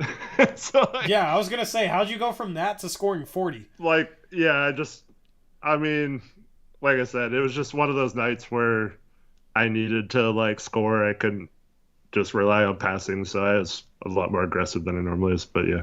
Yeah. That's awesome. Yeah. That's awesome. Yeah, I'll let you. We'll have a stream on Thursday. I'll let you guys know. But yeah, our Tuesday Thursday league is 4-on-4 with the 20-second shot clock. Normal 3-point distances, but like half court's a little bit closer to like. The half-court line's a little bit closer to the 3-point lines than your normal court, so it's fast-paced. So I've had 3 50-point games this season, but I've had a 50-point, 12-assist game, but it's not, leagues are different, because you play 5-on-5, right? Yeah, I play real, actual rules and stuff, yeah. Well, that's what we do on Sundays. Yeah. So, oh, nice. Where's that at? It's at this gym. It's like a warehouse. It used to be a warehouse. That's cool. Did you see? Didn't I post it on Twitter? A clip of me, like a court. Do you remember that? I remember seeing a court, but it wasn't like the best view of it. I don't know. Yeah. That's. You posted from the baseline that one. Yeah. Yeah. That court, which is kind of a cool court, man. But cool. the league doesn't have as many teams, but. Yeah. I don't know. We lost a couple of the players that I really like playing with, unfortunately, so it's not as fun. Yeah. But yeah. Does Zach keep stats too? Zach keeps who? Oh, that league. I thought you said does Zach keep stats. Oh, no, that league doesn't keep stats. I wish that league kept stats, but I can't remember my own score in that league. Yeah. See, I usually don't remember the score, but when I have memorable games, it's kind of easy. It stands out, you know. Yeah, absolutely.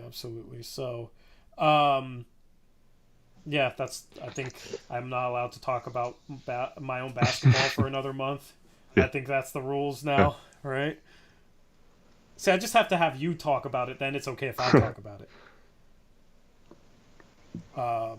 What's career high in what? Rec league? I think in that league I've probably had 75 before. I mean, that's the thing is I'm the type of guy that I like to pass, and whenever I have 55, I feel like I'm being a little too aggressive, but honestly I should probably be more aggressive. Because dude, one of those games I came out, 2 out of my first 3 threes were 30-footers, and I made 2 of them. But it's I just shot 3 30-footers in a row. You know what I mean? I don't feel good about that, you know? Yeah. And it's I could just get that shot every time down. So the 4th shot I shot 31, 32 feet, half court. I missed, it hit rim, because it's a shorter court, so 32 feet, it's half court. Missed, hit rim, but I felt terrible. And I'm 2 for 4 from 3, but I felt terrible shooting a 32-footer and not hitting it. You know what I mean? So I don't know. So yeah, but I like deep threes. That's kind of my thing. We had a pickup run. I hit a couple. I couldn't hit anything from the actual 3-point line. Step back multiple feet, and it was cash. So hey, I hit a 3 of that too. You hit a 3, dude. You're doing it all today. No. I was talking about in that game you were talking about. Oh yeah. So we'll get another. We need to get another pickup run, man. Yeah. Maybe this weekend. Yeah. Actually, Reese and I were talking about playing Sunday around sometime in the afternoon, 3:30ish. If anyone wants, You probably have your rec league, but we can maybe do My it. rec league gave it 2. Yeah, sorry. You guys can't do Saturday? Well, we work till 3 on Saturday or Sunday, so it was just easy. We're already like there, close to. Yeah. Could y'all do? I mean, I could probably. I don't know. I could probably be there by 3:30 actually, assuming it's at where you guys normally play. That All I'm right, not gonna yeah. leak. We can go anywhere. But if y'all want to show up, just DM me on Twitter or message us on Discord. If you're not in our Discord, let me post a new link because the link there is probably broken. The Discord link always breaks. Also, apologies for the guy that keeps spam tagging everyone. I thought I removed that privilege, and apparently not, Eric. I didn't even know that was happening. So apologies if you're in the Discord and you got spam tagged with spam, basically. But there is new Discord link. You can join us. Shout out Colonel Pancakes, $5 dono. Says, you don't get these conversations with conventional Blazer media. This is more fun, LOL. Yeah, me and Eric play some basketball, man. I played a year in college. I always joke about how I'm not allowed to talk about my basketball playing experience because there's been multiple people that have gone on like Reddit or responded to people on Twitter complaining about me talking about my college basketball experience too much. You think you know everything because you played 1 year at JUCO. There's people out there that legitimately say, all this guy talks about is how he played college basketball. He thinks he's so cool because he played college basketball. Like, how much do I talk about college basketball? Not much. I know. I kind of brought it up tonight. So. Nah, dude, it's fine to talk about basketball, man. But like, that's why I don't even talk about basketball anymore, man. Because there's too many people that talk like that, man. So, if you guys don't understand, like, Reddit won't let me talk about basketball, that's the joke. Because there's a lot of people on Rip City Reddit for some reason that I don't know. They don't like me, man. I don't know. Who cares? Who cares? Yeah, exactly. And honestly, this season it'd be cool to do like an occasional Reddit video like some other YouTubers have done where I just ask for like bold predictions for the season or something like that. And just do a video looking at responses. That's like a common YouTube video. But yeah, I don't know how that'll go over there. Colonel Pancakes didn't even know you played college ball till tonight, so you must be doing a better job of not talking about it. Exactly, man. Like half my community probably doesn't know, or they don't know my height. They don't know your height. So we're doing a pretty good job not making it about us. All right. So I also saw the complaint that I brag too much about my graphics. We already had graphics on the post-game show. I know. Like, all right. Yeah, that was more like a few months ago, man. But it's like I take pride in my graphics. And by the way, this year we might be able to do some really cool stuff because I had somebody recently hit me up saying that they could help me like automatically make graphics for post-game shows where I don't have to have Krish taking the time to make it, or we're going to have somebody else help out with graphics this year. But like I could automatically have player cards made. I just have a template and then it automatically fills it in.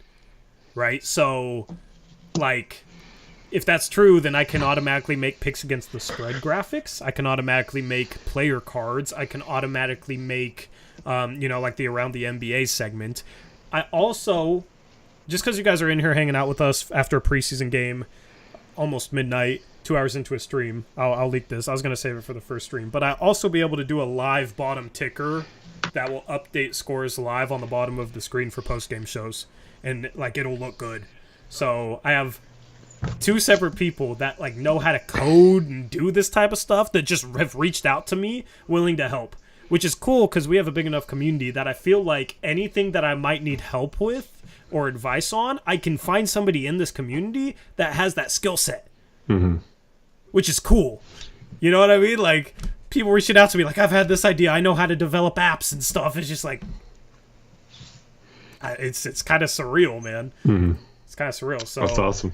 Yeah. But I wanted to ask you guys, since this is the last preseason post-game show, is there anything new that you want to see on post-game shows for the regular season in terms of a segment or a graphic or anything? All right? Because if I can automatically have certain graphics made, all of a sudden Krish doesn't have enough work. He'll be doing like tweets of the game and that's it. So, I'll be able to do more. So let me know if there is anything you guys want new on postgame shows this year. Breakdown segment music. Eric, you're going to have to let me know what music you want for that. All right. We can do just an intro. I'm going to let you, kind of design the aesthetic of that segment. But I feel like a little logo in the top right, maybe with your face. Maybe we can have a couple different pictures. Like, it's a bad play, you can be mad. Good play, you can be... I don't know. I'm getting carried away with myself. But I do want, an intro, a variance breakdown intro. Maybe some intro music. Trevin says no more trending graphic? No, because I'm going to try and animate the player cards, where there's an animation going into player cards. And how I'm thinking about doing it this year, Eric, I want to know if you think this is a good idea, as well as chat. I don't just want to do, team-based analysis and then player cards. I want to just do it all in one. And then, when we start talking about specific players, I can pull up their specific player card. Mm-hmm. And then we can, talk about their stats as part of the whole, analysis of it. Yeah, I think that'll flow a lot better. Yeah. So that's my plan this year. So we'll be able to switch back between, the main screen and the player cards. And the player cards will, animate in a cool way. That's kind of my thought for post-game shows this year. I know, Connor, that was a joke. Different Connor. Did you? Oh, Eric. Oh. What? You said the naughty number. Someone asked how tall are you? And I said 2.2 meters. I thought it was pretty close. We're American, bro. But we have a lot of international... Everyone but America watches... If you don't know, 2.2 is a bad number, okay? All right? There's probably a lot of people here that don't know why it's a bad number. All right? Don't tell them. Chat, shh. Don't tell them. All right? We'll keep it a secret. It's an OG joke, okay? We're not going to tell the people that haven't been here since day one what 2.2 means. Oh. Hide? Oh, you showed it? No. Would that be better or worse?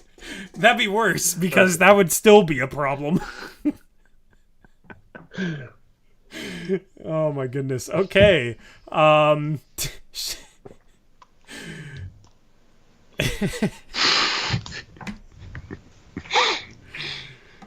Aeromancer, you saw that? Mike Posner says, I've been here since before day one, and I don't know what 2.2 means.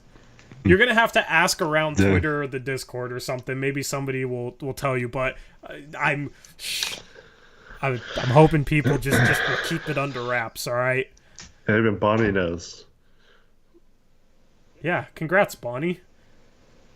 What's the most day one original joke, inside joke that we have?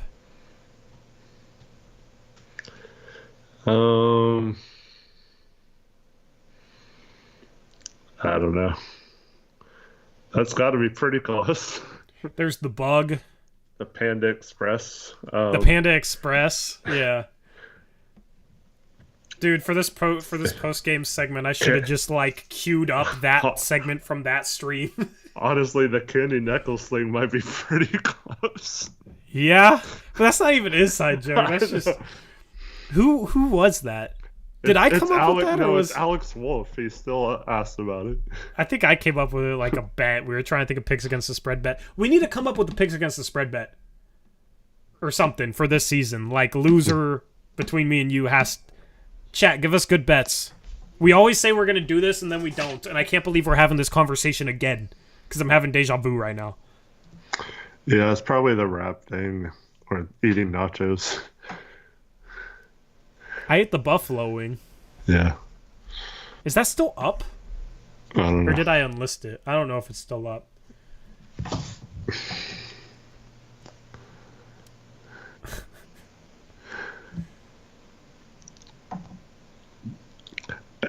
It might have been people thinking I'm true Blazer fan. Oh. Because that happened right at the first street. Yeah. Or both you guys have to be named Eric, man. I don't know. I guess I just need to work with Eric's. But not that Eric, because that didn't go so well, but and a new boy. That's pretty good. Clutch Surge says, I remember when Tori drank one time after a horrible game. What game was that? Because I don't remember this at all. I was feeling it during the Firestone stream. Yeah, you were wildin'. I just happened to go, like, I hardly ever drink, but I just happened to have stopped at the liquor store right before you called me to say. Oh, yeah. That was funny. Colonel, yes, I was very hurt from the Mariners game. Actually, I wasn't as hurt as I thought I would be because I saw it coming.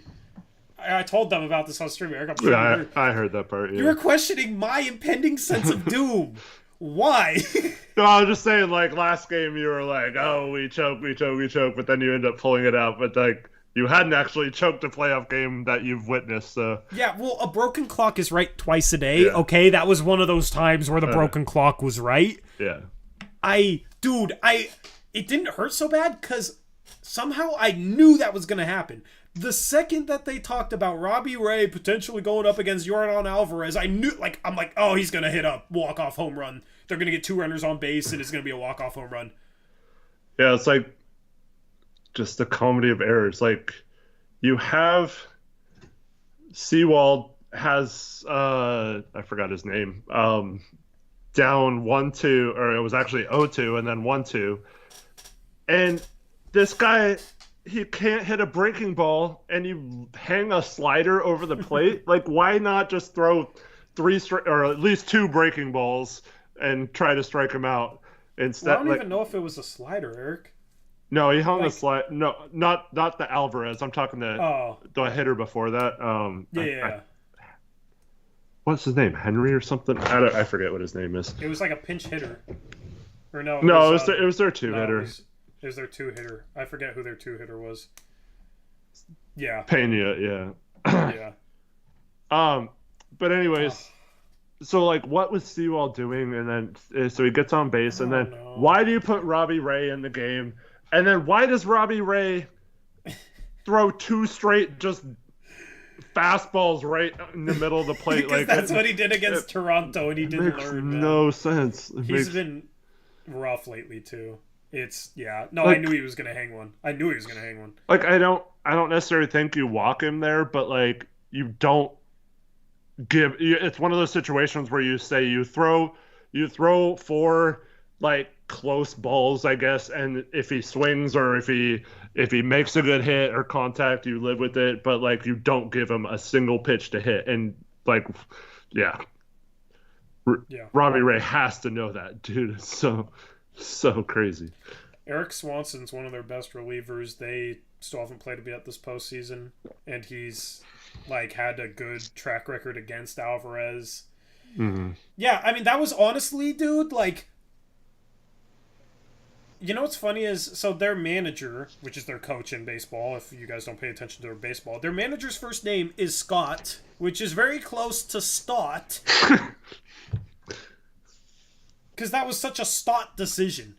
I mean, it's hard to question him because he's had a pretty good year, but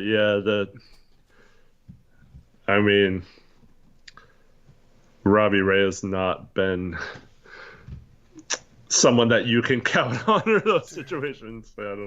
We could have been so set up. Dude, win game 1, Castillo. steal home field advantage, and then Castillo game 2. Yeah. Chance to go up 2-0, bring it back to Seattle for 2 games, win one of them, we move on to the ALCS. Oh, we had it freaking made. We tag Verlander. You got to Verlander on a week rest, Oh, God, dude. I haven't even, thought about this since he hit that home run. I legitimately meditated after that game. I found guided meditation for reducing anger.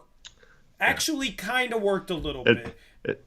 Well, the worst part is it's still not over, obviously, but 5-game series, it's tough to come back from that. But it felt like when you got to Verlander, if you just won this game, it was, why can't the Mariners be this year's team of destiny type of thing? You know what I mean? Like, that's how I was starting to feel, at least. I'm not like a Mariners fan or anything, but It felt like they were just like destined to win when they tagged Verlander and came back against Toronto and stuff. So that's the worst part, is like that could have happened if they just got out of this game.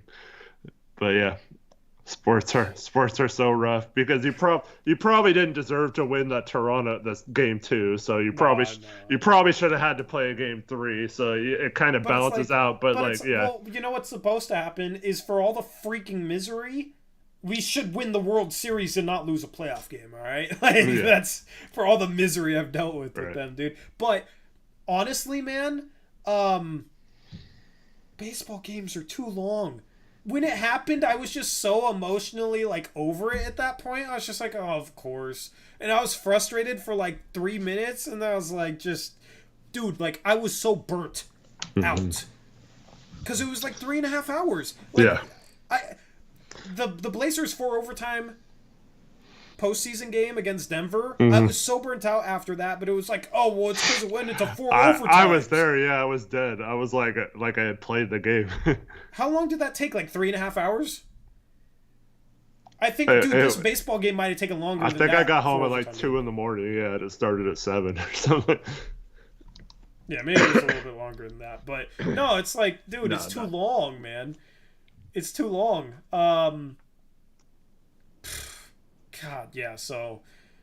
And it's also, like, I have too much stuff to work on right now for YouTube and, you know, DoorDash and all that stuff. Like, I have too much stuff to work on right now to be dealing with watching a postseason baseball game for 3.5 hours just to get burnt. Yeah. So, like, dude, what sucked is last night recorded a podcast with Steven for Believe in Blazers podcast that we upload on our second channel. This dude, Eric, held his mic the entire recording. Oh, really? And I didn't hear it through the call, but, like, our audio isn't like our call audio because it's just not as good and, like, lags. Our audio is, like, what we record on our own ends. It was horrible. Oh, man. I spent so much time, like, trying to figure out how to fix it.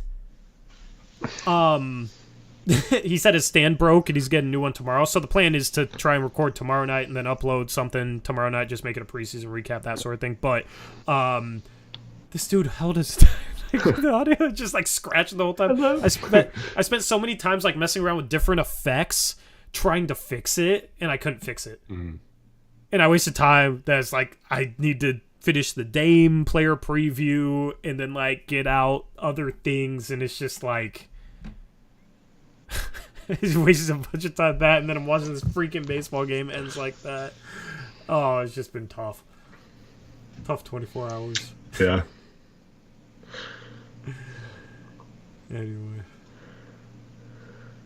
thank you for not holding your mic. Yeah, I don't know, I just set it on the table or something. I don't know what his mic is, but that was rough. But I mean, it was fun having him on the show, but his audio was not good. Yeah, well, he bought a new mic and everything, so he has a better setup now. Yeah. So like now I feel like he'd be ready to go, but like his stand broke, which is understandable. Like his audio was fine before that. Yeah. It's just like your stand broke, you held the mic. Yeah. I mean, I think it didn't. I don't know. It didn't show up through the call audio, which I guess I could use the call audio, but like the call audio lagged like multiple times. Where it's just like a word or two would drop, and I could still tell what he said, so I didn't want to use call audio either. Yeah, it's just a mess. But happens. That's what it is. Albie's catching strays because his name is close to Alvarez. Is he? Oh, that's funny. Freaking I'm sure you understand, Alvaro. Come on. You can't be called anything near Alvarez, man. Jordan's like Bazan, too. It's like, gosh. We just need to call you Al. Change your name to Al. But, I forgot what I was going to say. Oh, yeah, the NBA Uprise stuff. Go subscribe to NBA Uprise. Because I was planning on having that video done today. I add graphics. Eric does the recording and the editing. For, like, his top 5 series. Your top 5 series. with all that stuff with the podcast and everything happening today, didn't get around to it. But tomorrow, drop in 5 underrated offseason moves. You're giving your top 5 underrated offseason moves across the NBA. And I want to do NBA content on that channel and kind of get that off the ground. Right now, we're at like 540 subs. So if you're not subscribed to our NBA channel, I'll drop a link. There's a link in the description, but then I'll drop a link in chat as well. So definitely go subscribe because we're trying to get the ball rolling on that. What was the first 2 you did? There's one about my top 5 rookies I'm excited about watching, and then my top 5 league pass teams for this season. Yep. So there's the link if you guys want to go subscribe to that. Reese, you know me too well because we talked about it at work. I've always wanted to make videos like trade ideas just for like the NBA. Yeah. And, just don't have the channel for it. So it'll be cool to do some trade stuff. And It's not like we're going to put our trade deadline stream over there unless, we built that up bigger than this channel. But like the top 100 series that I did just doesn't do well on this channel. So having another place, trying to get that off the ground just to have a place to do general NBA content instead of the main channel will help out the main channel actually because we won't have those bad performing videos and whatnot as well. Next year we just need to make it like me and your rankings and maybe include somebody else and do a consensus. See what it's at. But my 100 rankings were better than ESPN's. Oh yeah, what about? No, just kidding. Oh, I'm sure there's some I was going to questionable nitpick ones some. there. Yeah. Oh well, now honestly, if I did it now, it would be a little bit different. I wouldn't have Ant as high. I'd have Tyrese Maxey higher. Like that's where I'd go with that. But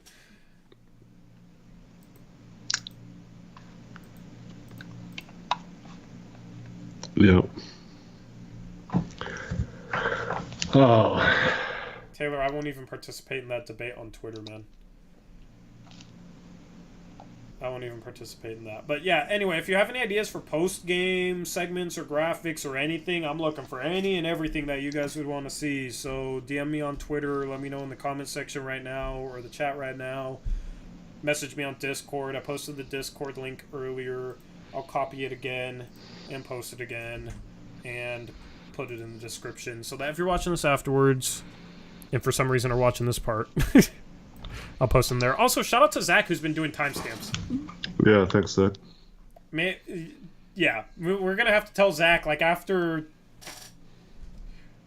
what, an hour and 50 minutes. It's just all a bunch of random stuff. But I'll make it. So this year, Zach will like this stuff though. Oh, not necessarily Zach for like timestamps, right. but yeah. Yeah, I don't want it to just be Zach. So, like any of you mods. If you want to watch a stream back or you're here live and want to take timestamps for certain stuff and want to step up for Zach, just, let us know in the moderator chat we have. But, yeah, I want to do weekly stream highlights, so I will have preseason highlights. It'll be a lot easier to do them just by going to the timestamps that Zach has done and seeing where certain things are. So I plan on doing that this season, which should be fun. Kind of like weekly recaps, just with stream highlights instead. And then at the end of the season, I'll do a whole season recap with stream highlights like I did for the off season. So just trying to add more. And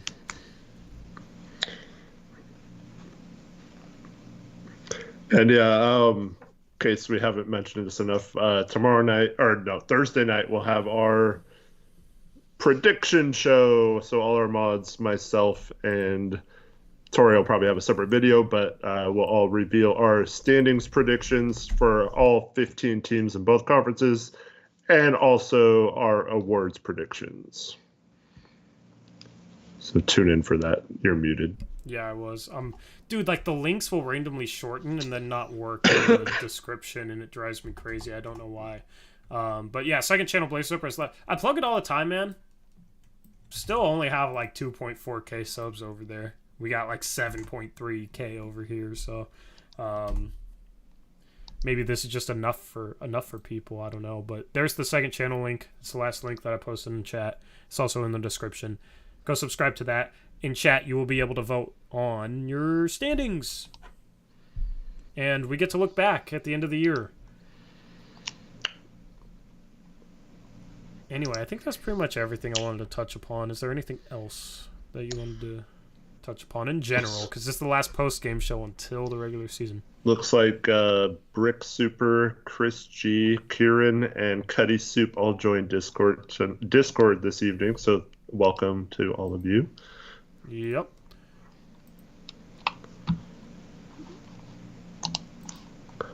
And go Teo Maladon clearing waivers and becoming our two-way along with Olivier Sarr. So we have our OKC promising future as our two ways.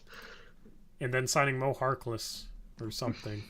We don't have cap room for that. Or we don't have I know. tax I've just room seen for so that. many people talking about that, but Happy birthday, Zach's mom. Hope you're doing well. happy birthday to Zach's mom. We're covering all our bases. But yeah, happy birthday to Zach's mom. You have a great son. Good job raising him. Happy birthday to my mom last Friday. Oh, your mom had a birthday and we didn't wish her happy birthday yet? No. This is the first stream yet. Huh. Well, we had a stream on Sunday, but it didn't come up. Yeah. Got you. Anyway, happy my- late birthday to your mother. My two youngest kids both have birthdays next week, so busy week for me next week with birthday month. with the season starting and all that stuff. Dude, like, everybody has birthdays in October that I know. Especially every girl that I date has had a birthday in October. I don't know why. So, everybody I know ends up having birthdays in October. One girl and One? Oh, I'm mad. two friends. No. Two what? No. Oh, I missed. I'm insulted. Anyway, yeah, man, because my ex that I dated for I'm just kidding. no, my ex that I dated for like 3 years, man. I think I was such an asshole. On her birthday, the first year we were in a relationship, I wouldn't do this again, all right? But that evening, opening night was on her birthday. I went to the Blazer game. Nice. Yeah. Priorities. Yeah. So, you know. I mean, now I got to stream, you know what I mean? But back then, I wasn't streaming. It was a questionable decision at best. Anyway. Anything else before I reveal too much of my personal life? No, I think we're good. All right, yeah, we'll catch you guys on the stream on Thursday on the second channel. Post-game stream a week from today after the Kings game. We'll see how that goes. I'll have a new graphics package and everything for that. I got to finish up the player previews. Wait. What's up? Never mind.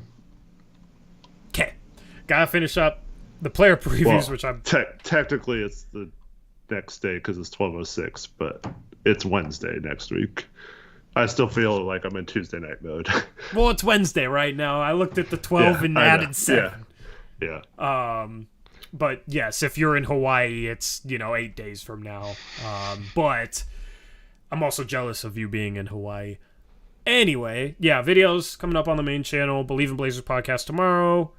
Prediction stream on Thursday about those on the second channel. And then Monday we'll have another stream, season preview. And then we'll start off things on Wednesday with the post-game show. And then the day after we'll have our first episode of picks against the spread. And we'll have new graphics for that as well. So, hoping to really up the production level this year. Hopefully you guys are excited for that. I always try and push myself and push what we do to the next level. Just so that even if this team freaking sucks like they did in the preseason, at least the streams can be nice and entertaining. We try our best, no matter what the situation. Just like we did last year in the 3 months of streams that I don't remember a single second of. But, yeah. Yep. Anything else you wanted to say? I think I asked you that already. Thank you all for watching. Appreciate all of you. Yeah, it's going to be a fun season, and hope to share it all with you on these shows. So thanks for taking the time to watch us and for supporting us, and we appreciate you, and have a good night. Yep, thanks to everybody who donated and supported the channel. We appreciate you.